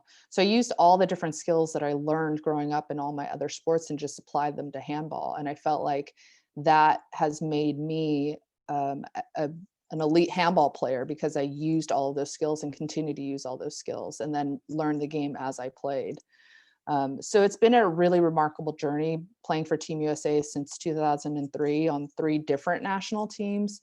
I'm still currently, as Julio stated, I'm still currently playing for Team USA. I'm going into my 16th year with USA Handball, which is really strange, but it's been a remarkable journey. And a really remarkable experience going to Pan Am Games or competing at Worlds or competing at other international competitions. Never in my life would I have imagined that I could travel the world playing for Team USA, and I'm doing it. I'm living my dream. So with that being said, I really wanted to open up the floor for questions. If you all had any questions, or if Julio and Craig, if you had any questions that you would like to ask for our audience, I'm happy to open up the floor. Yeah, I think that. sorry, I'll let Julio go first. You guys know each other. No, go ahead. Go ahead. No, I think what I'm interested in from you and your perspective is the experience of the real experience, not the. I had a wonderful conversation with one of our men's team players about this, just the experience of learning a sport and competing against people that had played it since they were kids, but learning it later, and what the adjustments and reality was for you in that experience of taking on people who had played since they were kids when you had not, yet you were as much or better of an athlete as them, which is what a lot of our players find, or a situation they find themselves in. Yeah, I think the best word to describe it is very humbling. It's a very humbling experience when you step onto a court and even my USA teammates at the time, even though they were still new to the sport, they knew the sport better than I did because they had been playing for a year or a couple of years at that point. So it's humbling going from being an elite athlete, Division I athlete, and playing sports that that you grew up playing, and winning awards and winning championships, and then going to this whole other sport where you're not really sure what's going to happen and what you're going to do. And I think you have expectations for yourself that aren't realistic at the time. But for me at 23 years old, when I started, I think it was just no different than what I experienced my freshman year in college. And you're not going to be a starter. You have to work your way into the starting lineup. You have to earn your spot. And I felt like that mentality and that approach I applied with Team USA as well. But like I said, I tried to break down certain things of the game. So dribbling wasn't going to be a problem for me, but stick'em was a problem for me. Yes. Right. So learning how to throw a ball, and I've been throwing a ball since I could walk. So learning how to throw a ball with stick'em on it and learning how to grip the ball appropriately, like all of those details really mattered. And you talked about dribbling, Craig, earlier, but those little things make the biggest difference. Yeah. And so I think that I knew how to do what I always told myself is I know how to do certain things really, really well. I could run and catch a ball at the same time, which it's difficult for some people to do that. I could run and catch a ball at the same time. I'm just going to take off every single time I'm on the court. Which my coach, Christian, would laugh. He would tell me to calm down, like I had to rebound the ball first and then I could go and run first or second wave. But what's interesting for me is, I don't know if you listened to my 5 recommendations for getting started after the first lecture, but one of them was have realistic expectations, because it's a shock when you play or coach against skilled people who know the sport like it was a language they learned. And it's an analogy I'll use later on, the difference between learning a language when you're young, which means you can think in that language, versus always translating that language. And so what happens when you're an athlete, comes in at 23 is you have to translate almost everything and contextualize it on another sport. Right. And And that's the thing about it, is that I have always, in all of my sports, I've been a student of the game, because I'm not the biggest, the fastest, or the strongest. Some probably would say that I'm one of the toughest people they've ever coached or competed against. So I have that, but I have to utilize the other things about the sport, which is to outthink everybody else. And I always felt like us as Americans, we're kind of behind the eight ball, because we learn the sport. I mean, you guys are doing a great job by youth development, but a lot of us learn the sport in our early 20s. There's some people in their mid to late 20s, and they're making the national team, and you're competing against people that have played the sport since they were 5. So I had to do and understand the game in a different capacity, so I could be not only good for myself, but my teammates, but then also like show the coaching staff that I'm not just like a one-dimensional, like you can tell me to do a drill or I'll study plays. Like there's so much more to the game than just like showing up in the X's and O's. So I really spend a lot of time even now watching film, breaking down film, working with my teammates, either listening to them or coaching them sometimes, and collaborating with them. And that helps me to better understand the sport. And as you all know, the sport is constantly evolving. It's a different game than it was when I first started playing. Oh yeah, definitely. So yeah. And so I think staying up to date with those things, still attending like coaching symposiums or learning what the IHF is hosting, I think being very engaged and active, I think those things for me have made a huge difference in my career, and and as I get older, I've had to change a lot of things about what I've done. So I could play every position on the court. That's something I wanted to do, and I could throw with both hands. So apply what you're talking about now to a question someone's asked. It says, I'm a 28-year-old former D1 athlete who still loves to train and compete. What's the reality for me? What would you say to this And person? hold on a minute. So maybe we can combine all 3 questions. Oh, I didn't see the other Because one.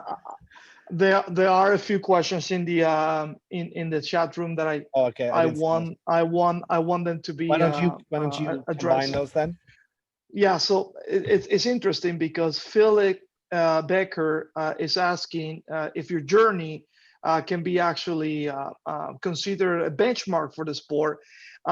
Christian Latulip is asking, what has been the toughest skill that you have to learn in team handball. And I was going to ask you, as a product of the US, because you have basically developed here in the US, what have you done to reinvent yourself through the entire career? And I think all of those questions can be answered in one, including the one from the 21A Division 1 player. Yeah, I think the Division 1 player part, or the collegiate athlete part, is really interesting. And Craig, you alluded to that earlier with one of your kids being lost to football, right? That's the reality with the American kids right now, is that on the men's or on the boys and the girls side, they're going to earn a full scholarship eventually, right? And those are your elite athletes that end up going to play in college. I think some of the best things that we did, I think what they did in '96 with developing some of the athletes, and you see that with Gary, and I had a couple of teammates that grew up in Atlanta that learned how to play. If you're learning the sport now at a young age in elementary or even in high school, and you're still interested in competing, it's not like we're going anywhere. Handball's still going to be there at the end of the day. But go ahead and experience the college experience and play the sports, and then come back to handball, because I fully agree with that sentiment. Yeah. And I'll discuss that later with the boy I was showing, who I fully expect somewhere down the line to do something awesome in one sport, but eventually come back to us. Yeah, and I think that at the end of the day, it's not that USA Team Handball is going to close any doors for the athletes. We really, especially with this youth movement now and what we're trying to do with our ambassadors, I think these are all things that we're doing to be active and grow the sport in our country. I think when you're an athlete that's 26, 27, 28 years old and you still want to compete, it doesn't hurt to try. Just go for it. At the end of the day, what are they going to tell you? No. I mean, it's unfortunate, but you know, there are a lot of opportunities to play handball and learn handball in our country, but there's also a lot of opportunities to play professionally in Europe. Ton of at different levels. And, you know, you just want to put yourself in the best position to be successful. And that's, I think, what I've tried to do over my career, which is why I wanted to learn every position. And I wanted to learn how to shoot with both hands and pass with both hands. I just felt like I wanted to give myself an opportunity to be successful and help my team, and then learn as much as possible with all the different coaches that I've learned from, or even like very engaged and active with my coaching staff now, to learn as much as I can, because, you know, I want to make it hard to cut me at the end of the day. You know, I want to be able to walk away from the sport when I want to walk away from the sport. I don't want to be cut from the team because I didn't do my homework, or I didn't train hard enough, or, you know, those are all things that I can control. And I think I would say to the 28-year-old asking the question, and reflect on it with someone like you, Sarah, is that everyone's route is different. Yeah. We're not going to have perfect routes here in the United States. It doesn't exist. It's not, we don't have a wide enough base to have, you know, in Germany, 800,000 kids play. Mm-hmm. You know, what Yeah. we maybe have 80 in organized handball, and maybe 100,000 that played in school, you know, across the country. So but that's not even real. Like the way that 800,000. I think for someone like you, I really appreciate you being honest about the realistic, the necessary expectations to have, but to also work at them, which was the next point I said. Work your butt off at them. Yeah. I think that also, like, for me at my age, and you know, as I evolve as a handball player, I have to be realistic about where I am in my career right now. So I know who's coming behind me, right? I have these like really exceptional high school kids, or early, like young 20 something year olds. And I always say to myself, like, if I'm more fit than all of them and I could run circles around them, that's great for me, you know, at the end of the day. But at a certain point, I know that my role is not necessarily going to be a starting, like me in a starting position. It's going to be me as the second string or a supporting role, you know? And so I think that that's the next evolution of like where I am. And I have to be realistic and okay with it, because that's just the way it is. I think that's a perfect place to end, because we need to give Julio a 3-minute break here, because that's going to be part of the subject matter tomorrow, is about where we're at in our playing lives and what a coach needs to know about the players in those. So we really appreciate you coming on, Sarah, and telling your story. It was awesome to hear. Very much. Well, I'm happy to help, and anybody could reach out to me at any point. I appreciate the opportunity, and really look forward to the next sessions. Okay, thank you. No, it's a pleasure. Thank you. And I tell you what, I didn't want to cut it, because for me and for all of us, it's very important to hear your story, because at the end of the day, we won 400 Sarah Gascons, you know, here in the U.S. You know, so it's important that that community, the membership, hear what you have to say. So it's not a problem. What I'll do is that I'll set everybody out. We'll come back at 10:05, so I can have a short break. Yeah. Because at the end of the day, like I said, I think in the larger scheme of things, your presentation was really important for us to have you here, not just as someone who has been developed here in the US, perhaps without some of the infrastructure that we're trying to develop. Mm-hmm. So, and you have been successful internationally and nationally. So imagine if we can have now 400 Sarah Gascons with the resources. So, you know, it was important for us to hear you. So what I'll do is this: let's take a short 6, 7. Let's reconvene at 10:08, 10 minutes from now. Okay. I'll sacrifice a little bit of my presentation, and then because after that, Robert is gonna join us. So we're up for a good treat. Our first presentation by a senior head national team coach. So I'll see you guys in 10 minutes. 10:08, okay? Thank you. Thank you, Sarah. Thanks.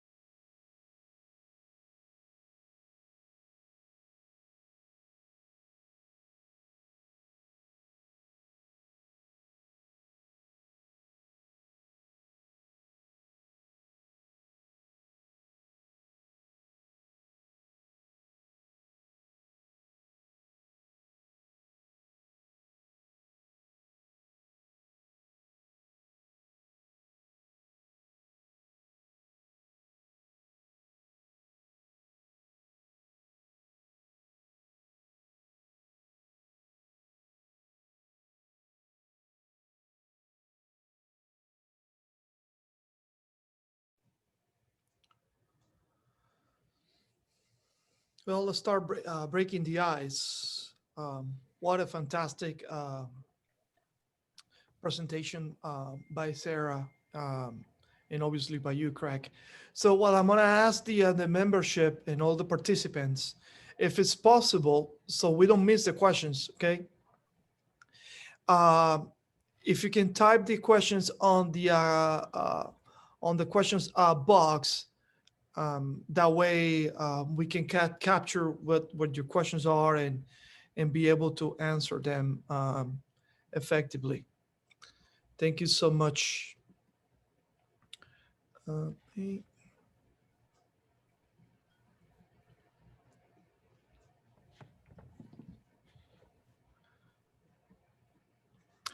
All right, with all that said, because I don't want to, well, we say 10:08, so we'll give a couple more minutes. Probably some of the participants went to take a short break, so I'll wait 2 more minutes.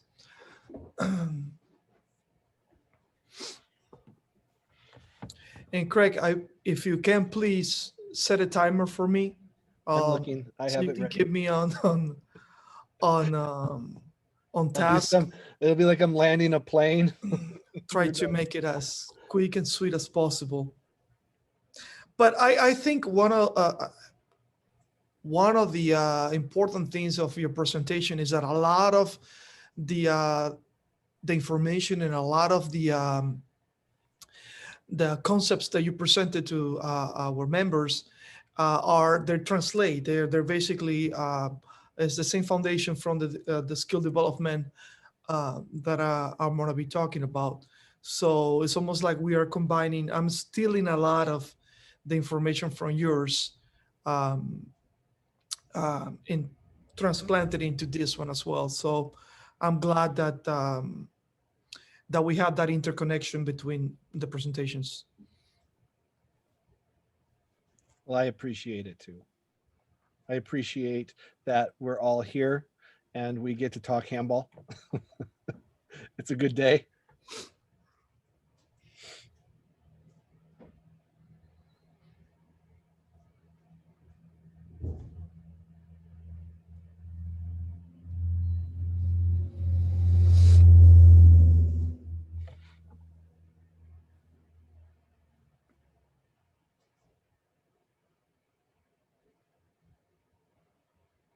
Okay, so we can start. All right, well, good morning, everybody, again. Good afternoon. I'm going to talk a little bit about the technical skills that are required to develop in defense and during the retreat. Once again, retreat and defense are both defensive phases of the game. One is actually is done in the area that defends the goal. The other one is actually more like an environment of transitional game, going from one phase to the other. Okay. So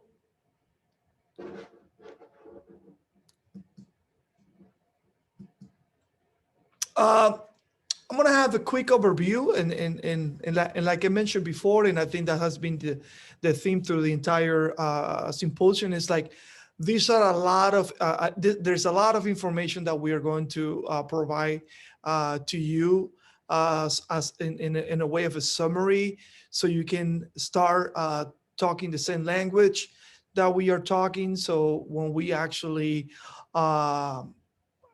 go and help out or continue this process of education, we as members of USATH Handball can be in the same page of the book. But most likely I'll be covering obviously the posture and positioning during defense, which is the orientation, the movement that you must have while you are defending a player. You know, how are we going to be able to control the attacker, you know, as a fundamental part of the game. Control of the ball, okay, the emphasis on defending the ball as well as a main component of the defense. Sports called handball.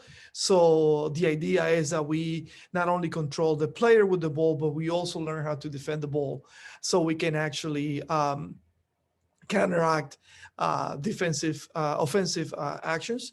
And obviously, I'm going to talk a little bit about the collaboration with the goalie, because at the end of the day, the most important player, and I keep saying it in my lectures, and I always learned it like that since I was a little kid, the most important player in a game is the goalie, because he's the one actually protecting the actual goal of the game, which is to score on the goal.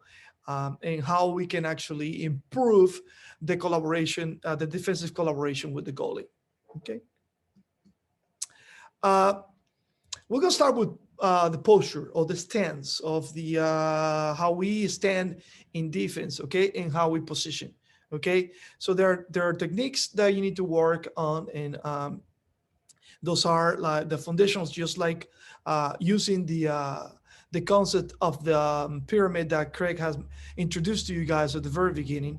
You know, the foundational, those are the skills that build the rudiment of the skill. Falling out, the shuffle step, and then it can they are linked into progressive skills such as like consistent work, which is what we call the primary dissuasion, the blocking of the ball, so we can use it as a collaboration with the goalie, and obviously the control of the arm and control of the attacker. So we're going to go from position and stance, learning how to control the ball, to controlling the attacker, to then, you know, the advanced skills. An example could be the supporting the dissuasion or the anticipation, or a simple collaboration with the goalie.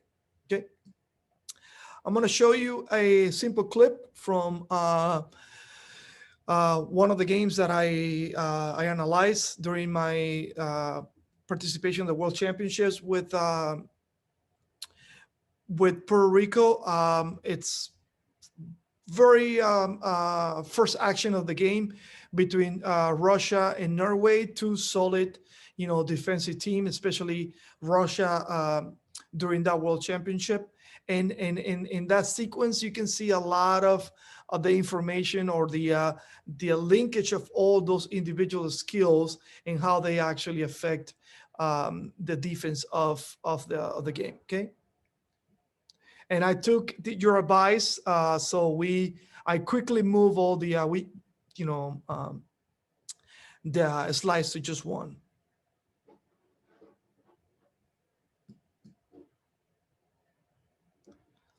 So we start the sequence on the attack.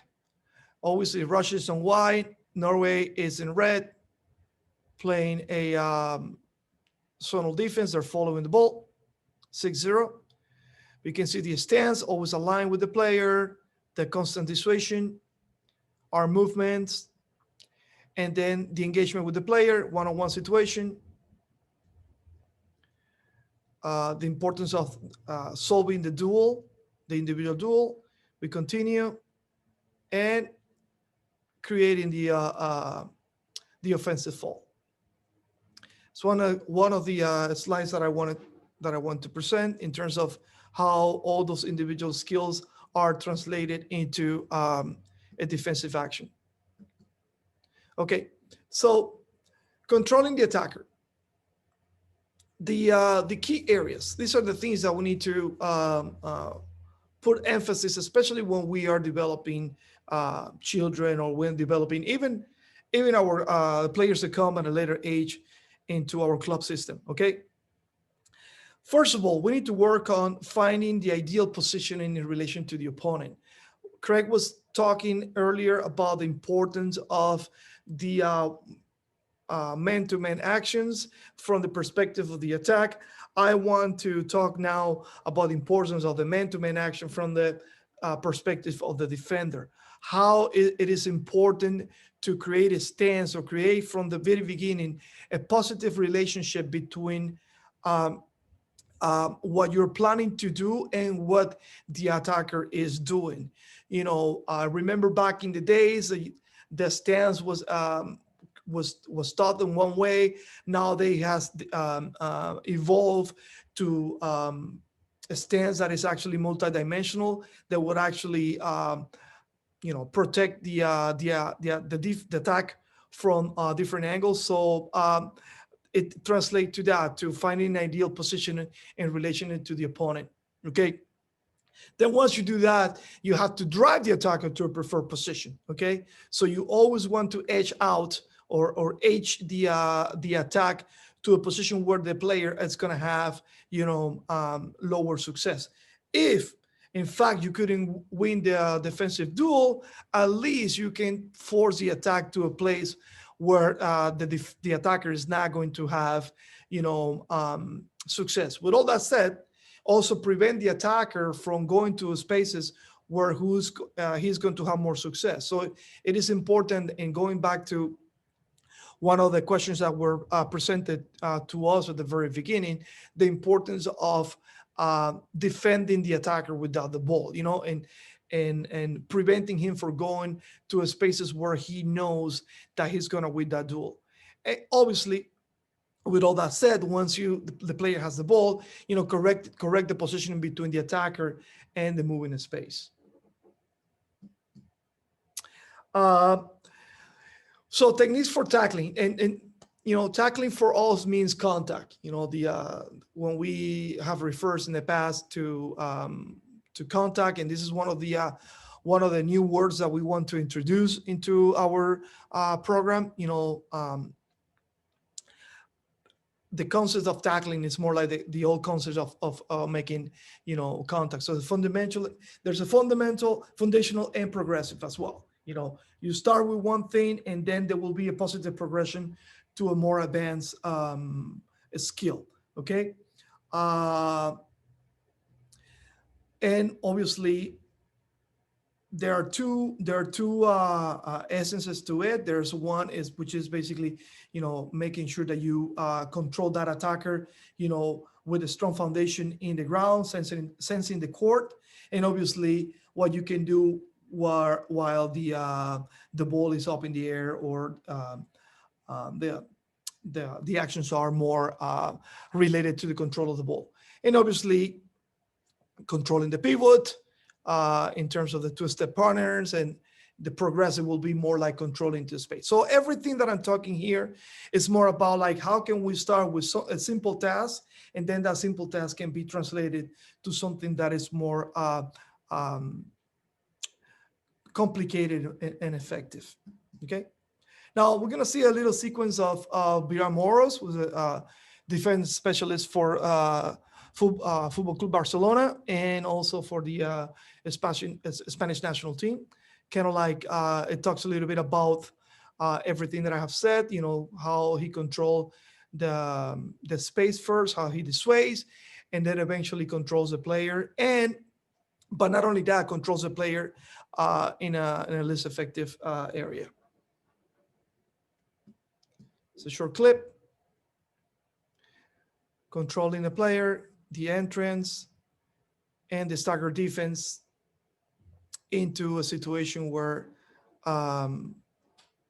the attacker from, I believe it was Ciudad Real at the time, didn't have success.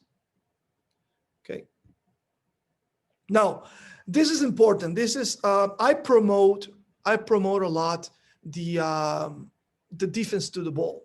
Part of it is because it's called handball, especially at the very beginning.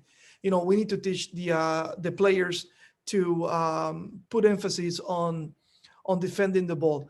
And I'm not talking about the ball as when the ball is in the control of the player, because at that point we'll incur into defending the ball, the player with the ball, which might lead to suspension, might lead to obviously fouls.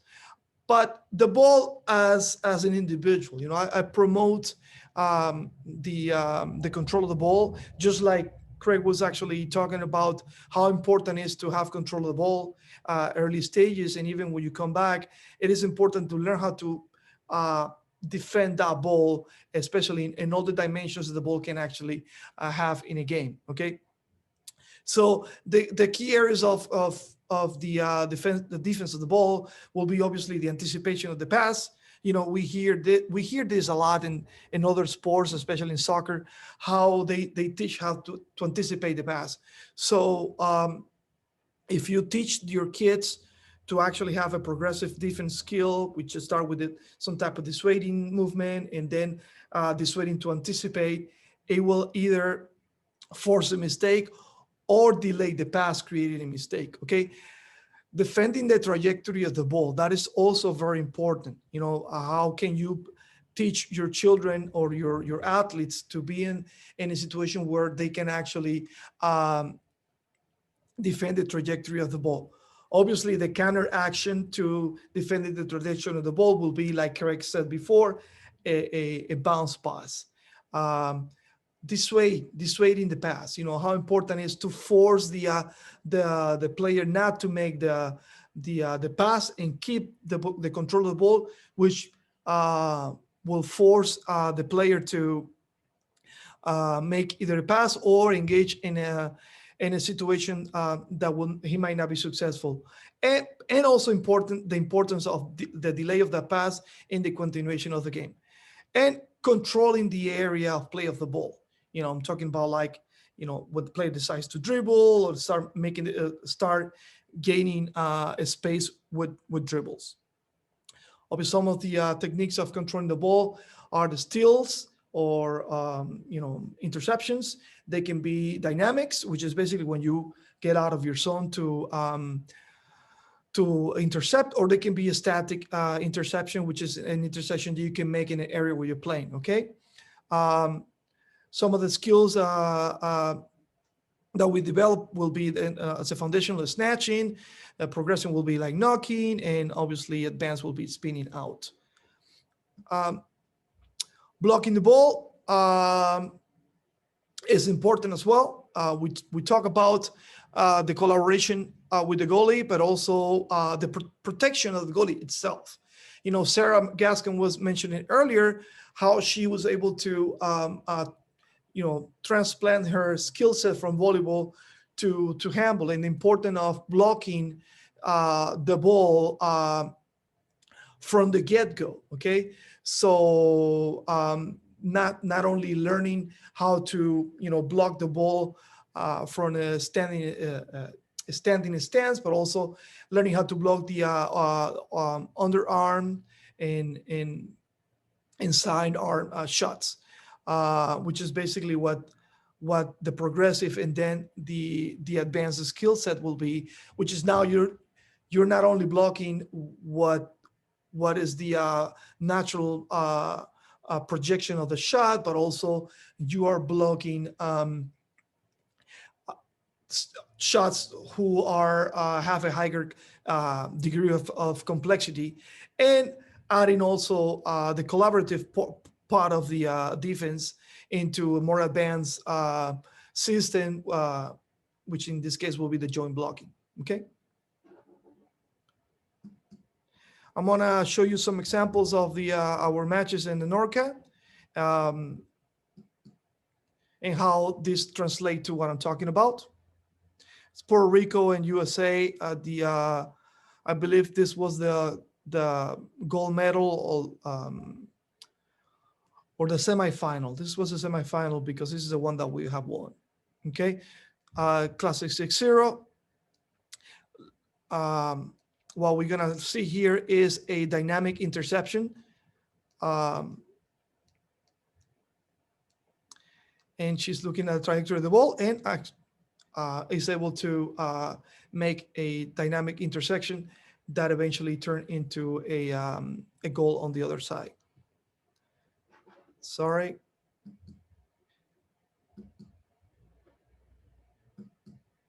Here we're going to look more at a static intersection, which is an intersection that is actually done in the area of play. Once again, Norway and Russia, fantastic match in terms of learning how to have effective defense, not only from the collaborative perspective, but from the individual and the intersection of the ball, the static intersection that leads to little counterattack as well.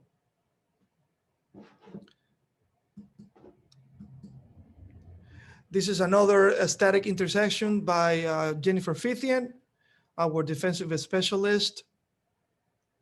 One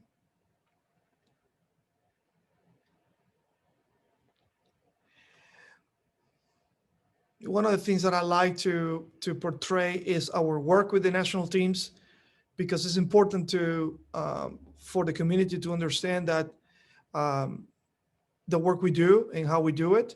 And here you go with the static intersection done by Jennifer Fithian. The work we do and how we implement all the walking, all the talking to the walk. This team was fantastic, thing that was actually created by, developed by Coach Latulip. The level of play of this team was fantastic, and you're starting to coming out with skills that are at the tip of the pyramid. So now we'll talk about the collaboration with the goalie a little bit as well. This is an advanced technique, okay? It is important. Obviously, what we're trying to do here, and I didn't want to talk too much about it because that's what Banya probably will be presenting on, and she will give us the actual perspective on how important the collaboration with the goalie is. But as I mentioned, it's an advanced technique.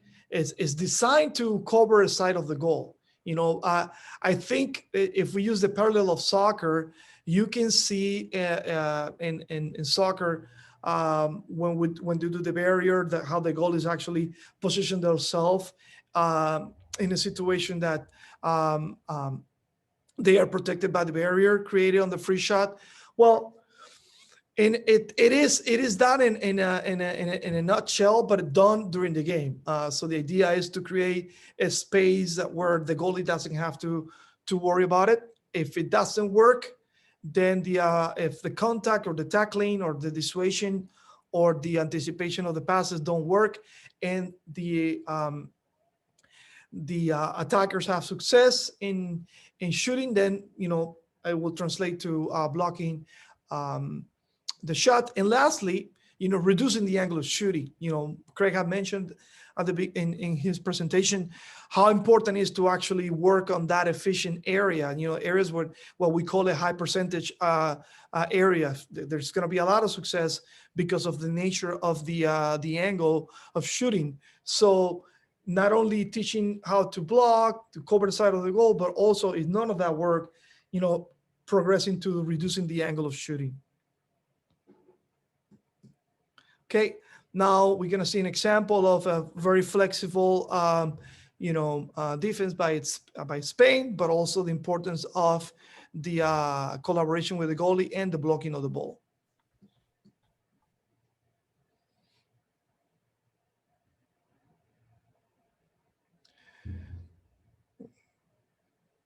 Now, the difference between the Spanish defense and the Norwegian is that the Spanish is a 6-0 that is more intended to be a personal.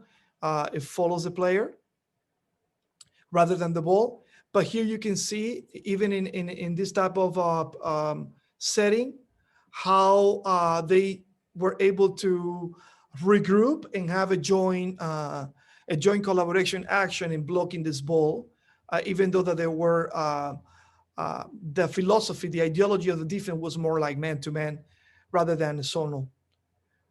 You see the dissuasions and then the collaboration and the joint blocking. And obviously the action that resets the attack. So now let's talk about the ideal traits. What is it that you need to develop? What is it that you need to work to counteract all the skills that Craig proposed on the skills of the attack? Okay, we need to develop a multidimensional, unique style. Okay, and that actually entails that we have to develop a speed and reaction. I think this is one of the the traits that the actual players or the actual ideology of the players, the sport, how sport is played in the US. So speed of reaction, always being proactive rather than reactive. You know, the sense of adaptability to intense game situation. Okay, the ability of to be able to excel under pressure. Okay, full control of the defensive progression, anticipation, dissuasion, tackling, contact, and collaboration with the goalie, and sound understanding of all technical tactical optics from an individual perspective and from a group collaboration perspective.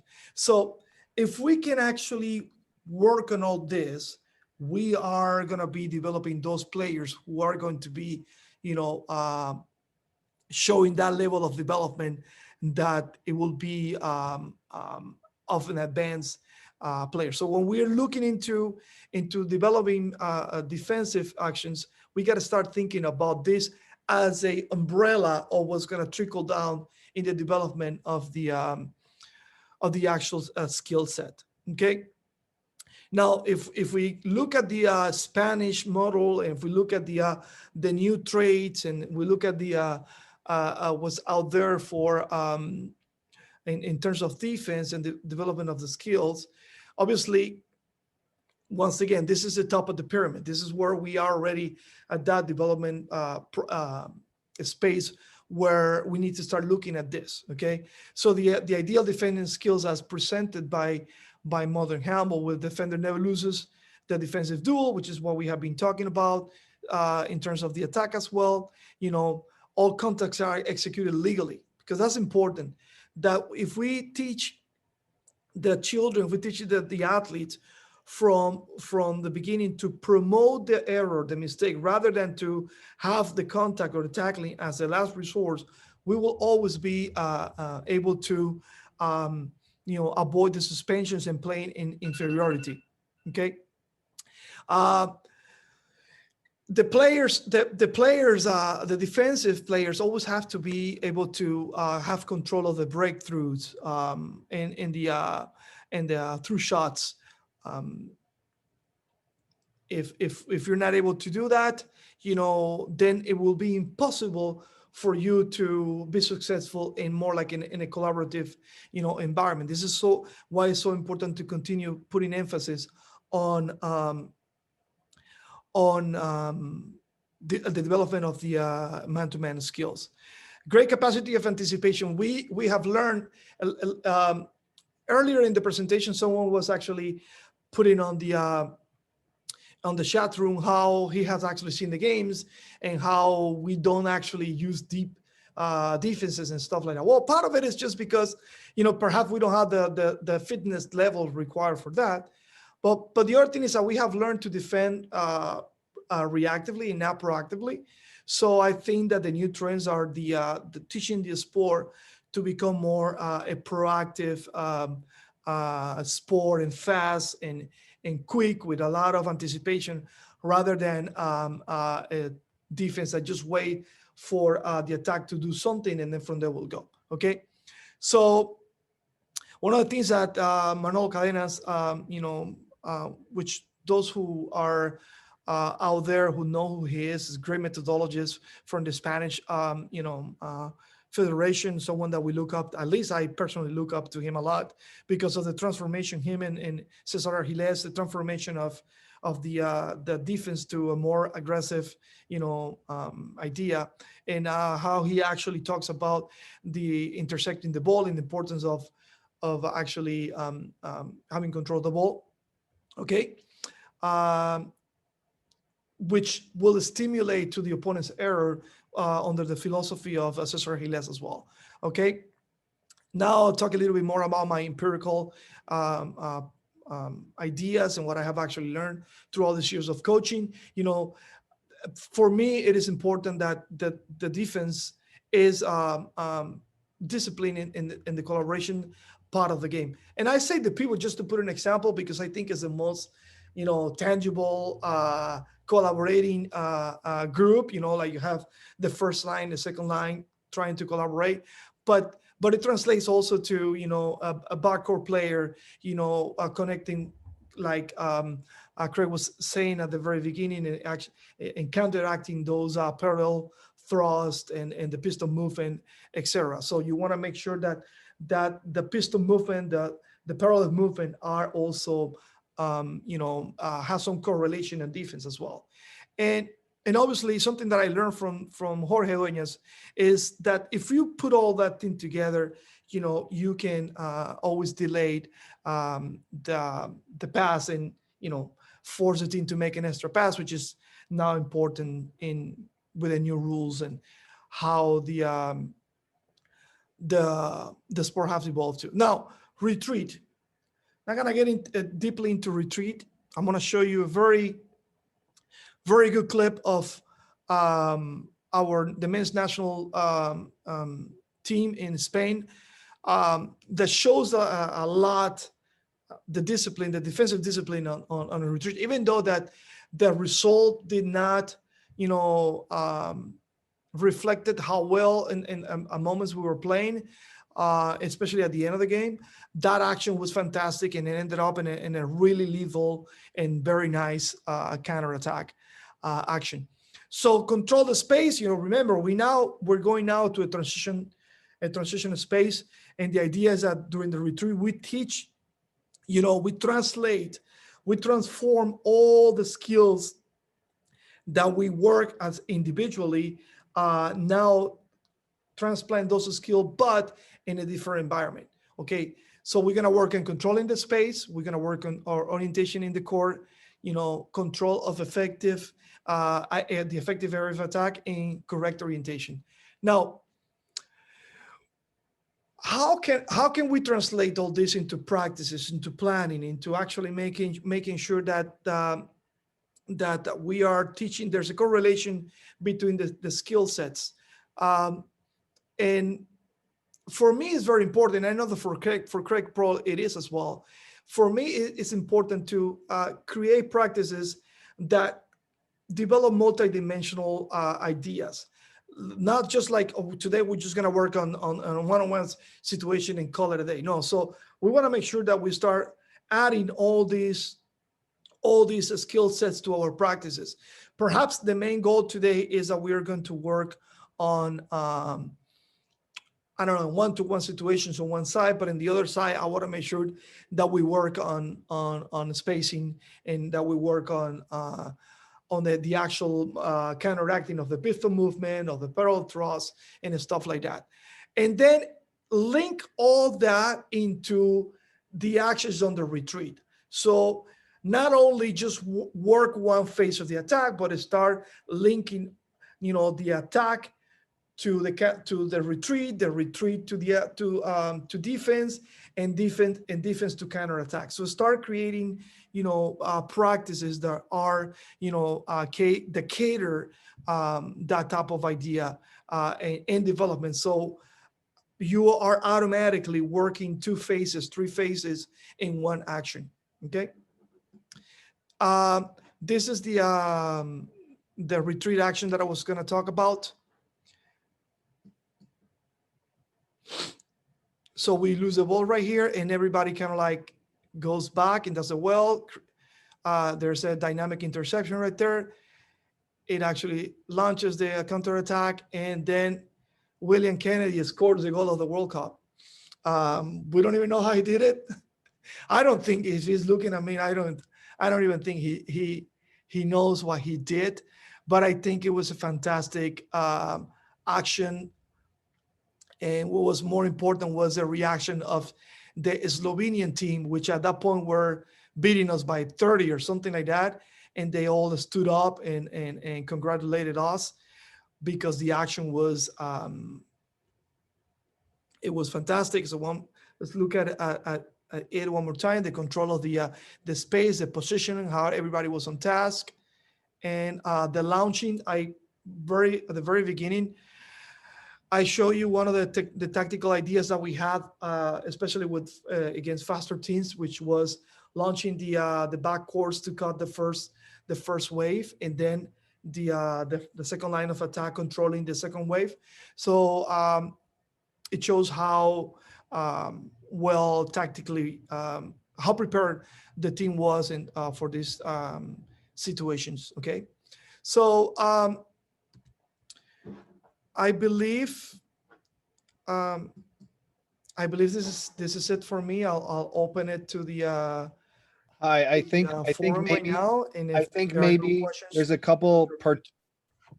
Am I muted? there are no questions, then No, there's a couple Robert, smaller Robert. questions that I think it'd be better I if can you. hear you. Can you hear me now? I don't know if others can hear me. I'm on. We can hear you, Craig. Okay, Do we Then- have any tactical issues right now, or? you can't hear me. Everybody, we're gonna go to Robert. I'll text you, Julio, but we're gonna go to Robert now, and we'll answer those questions in the panel after. There was 2 questions.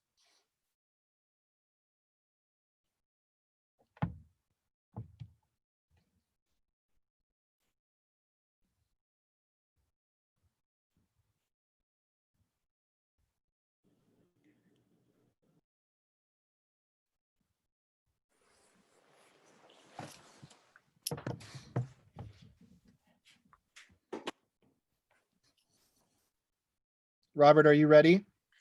I'm here, yes. Can you hear me? Yes, you can share your screen now. No, I've sent it to Melissa. So just she- pass the ball to Robert, and Robert's pet. Melissa's gonna start the show. I have a presentation that I have to share for him. Okay. Okay, you share.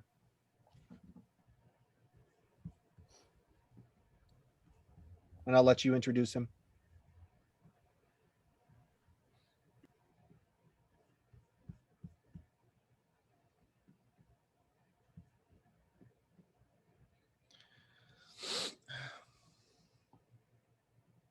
So as I mentioned before, now joining us all the way from Norway, it's our head coach for the men's national team, Robert Heading. For those who are in the world handball, I think there's not that much that I can say about him, other than he has been twice an Olympic medalist and part of the fantastic generation that revolutionized the sport of handball in the mid 90s from Sweden. So Robert, I don't know if you're there, if you can hear me. Yes, I can hear you. Um, Hello. Nice to be here and hope you're all well. Can you hear me? Yes, I can hear you, but I don't know if you can hear me. Craig, if you can take over, I'm having difficult technological issues, so I cannot hear anybody. Okay. I don't know if it's just that I don't have his slide though. No, Can you operate your slide, Robert, or no? I cannot do it from here. So yeah, but he can. I'm here to present a brief overview about how we think when we select players to put together a strong team. So if you can switch the slide now, so I can start. I'll. You have to write him. No? I'm gonna text him. This is old school here.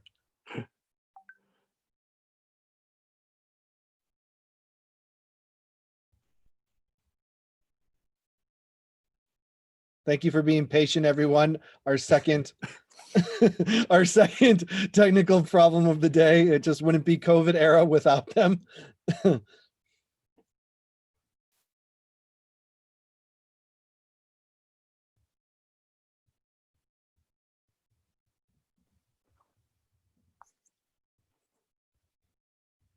I think his batteries must have gone dead. I'm texting him to do it.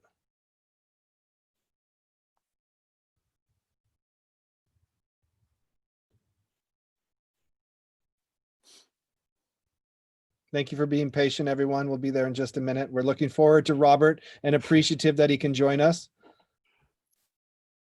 Yes, thank you. First of all, to select players is essential to have our game plan in mind.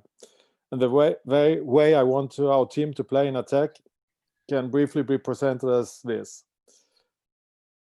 And the way I want a quick fast break, throw off. This is an important weapon today, as the game speeds increasing more and more. A well-developed game plan in the attacking phase with tactical solution and system against all kinds of defense. For example, crosses against 6-0 defense that end in good shooting, position for our back court players, or playing 7-on-6. In defense, I like a solid 6-0 as ground defense, and 2 more offensive varieties when needed. How should I switch slide again?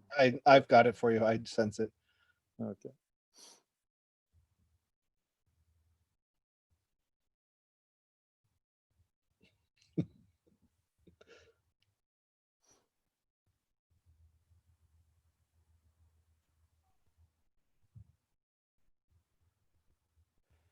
With a game plan in mind, dream of any coach in the world is, of course, to have players on every position that master all phases of a game. Players that all have a physical, mental, technical, and tactical skills. But to narrow it down, here are some key points on every position. In the attack, I like wings that's fast and scoring machines. I want them to stay in the corner and wait for the passes and then score. Also to be smart in defense, able to read the game, provoking offensive fouls, and quick retreat. When it comes to pivots, big and tall, able to split in the defense, so the backcourt players can create space on the other side. And it should be a two-way players. It's a pivot. Able to receive the balls in difficult position, fighting skills. And we go to the backcourt, good shooters, good man against man. If you then have overview playing with pivot and wings, it would be excellent. It comes to the center back, is for every coach a dream when making the right decision, serving other players as well as being a threat himself. And the threat himself is very important for me. I want him to shoot and go man against man, to be a really, really a threat for the opponents. And the key points in the defense, I already covered the position 1 above. As a wing, always should be two-way players. And position 2 and 3, searching for tall and physical strong players, good block, strong man against man, and can dealing good or working good with pivot players. Now I should switch again. I sent it.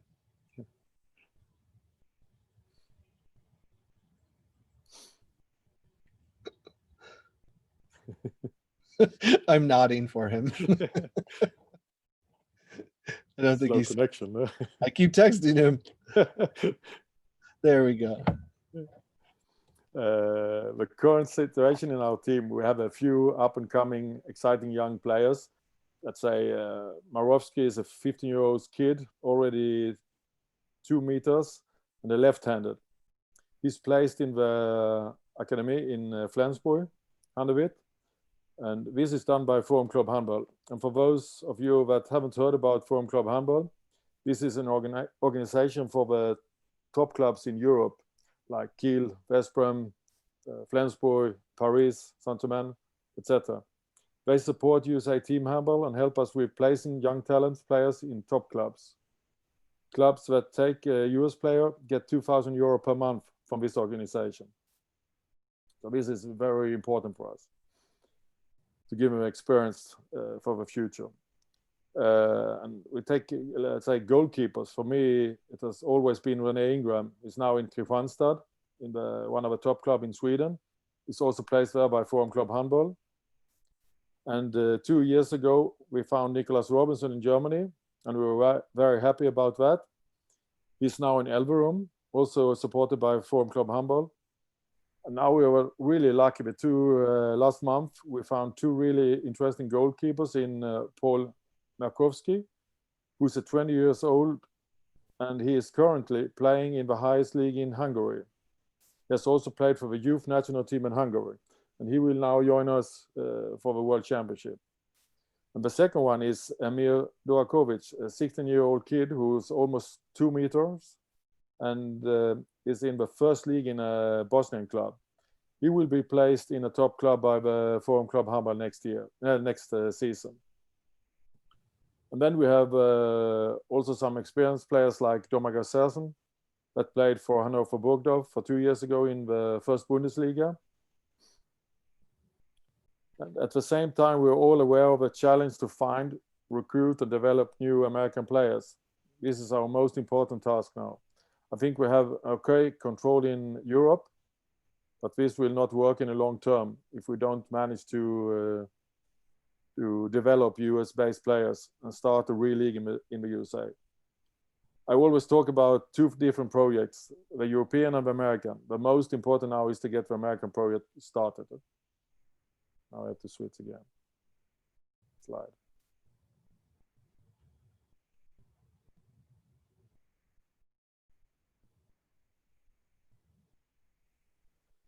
So we put together the strongest possible team with both short and long terms in mind. And then what? How do we move forward? Of course, by developing the teams as a unit and the players as individuals. However, they are mostly in the hands of our clubs.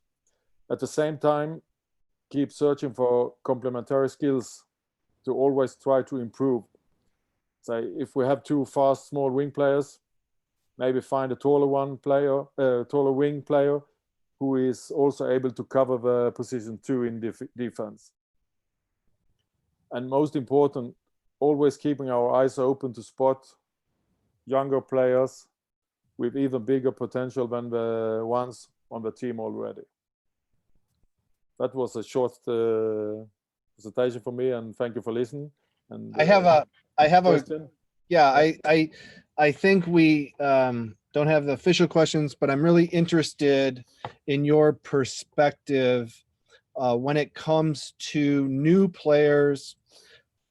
What's your ideal, I don't want to say age, but maybe age category right now to find in the American side, the stateside players? Are we trying to find former college athletes? Are we trying to find middle schoolers, high schoolers?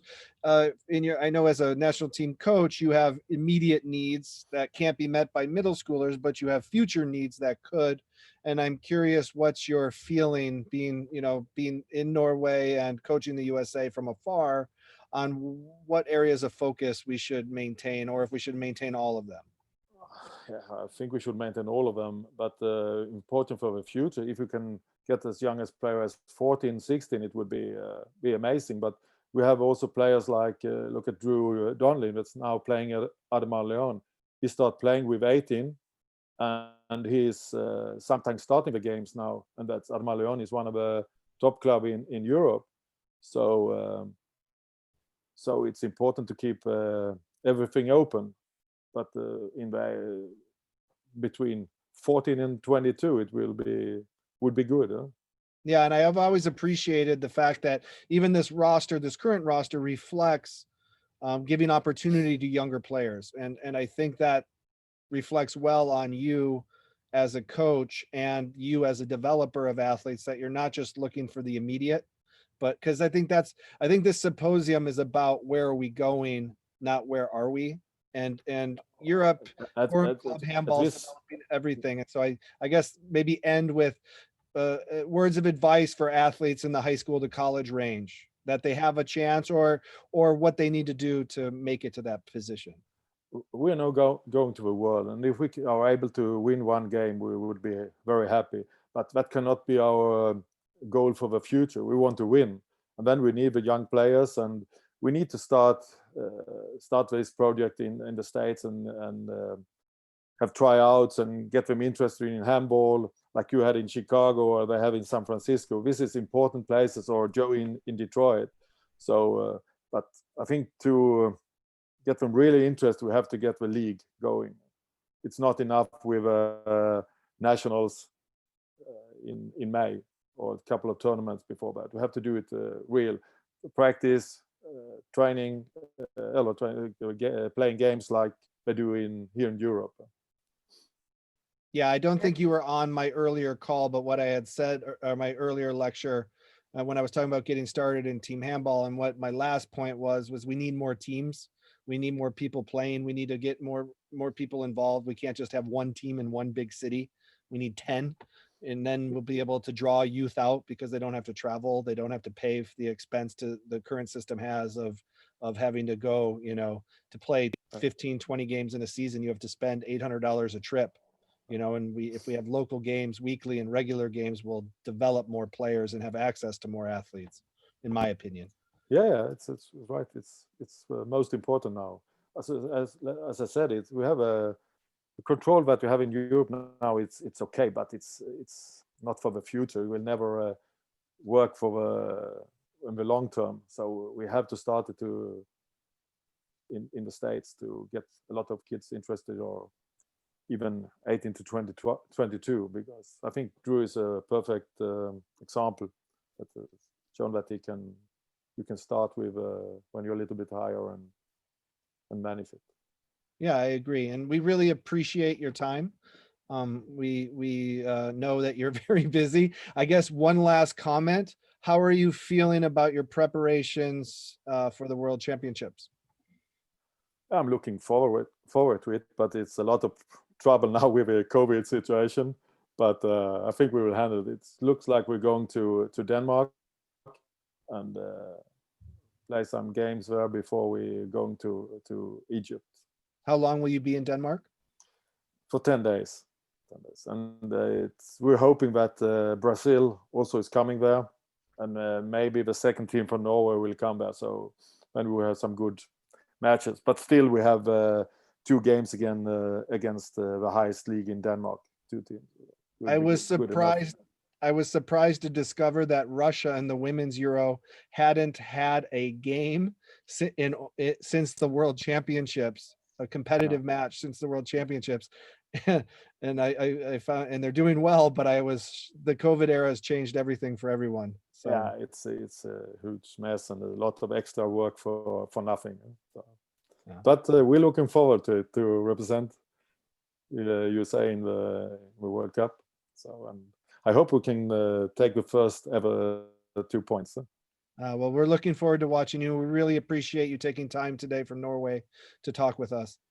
And I feel that towards the end, I was able to hear everybody. I don't know what happened. So I apologize for the technical difficulty. I hope it's not a reflection of my job with you, Robert. We survived. That's good. So I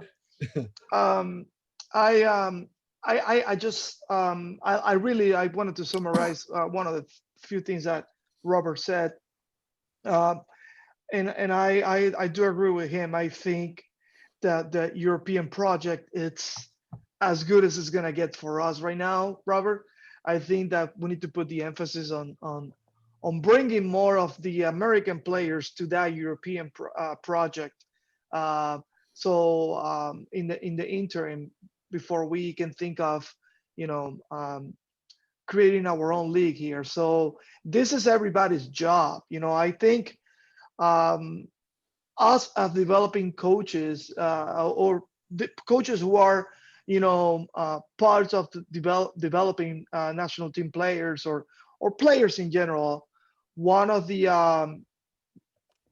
biggest moments that we should actually enjoy it's when one of our athletes are called into the senior national team to represent the country at the national team level. Obviously at the senior as being the top of the pyramid of development.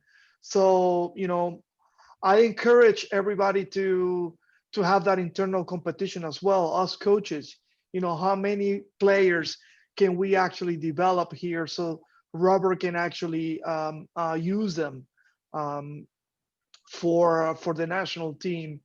I don't think he's asking for anything that is unreasonable. I think he wants all of us to be working together so we can at least give him a platform for him to, continue with our dream of being part of the high level competition as possible, as often and possible We are in the planning future. two tryouts for the next year now if everything goes back to normal, and maybe we can end next year in December to have a game against Puerto Rico with US-based players. That would be a good start for next year. You heard it from the boss. We got to work on that. Well, thank you, Robert. We really Thank appreciate you, Robert.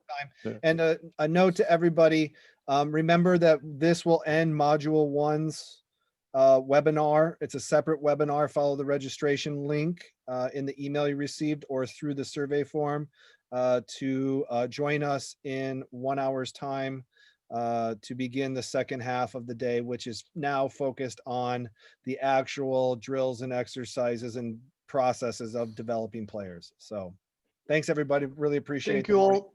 Taking a good Thank you, break. Robert. Bye-bye. Bye-bye.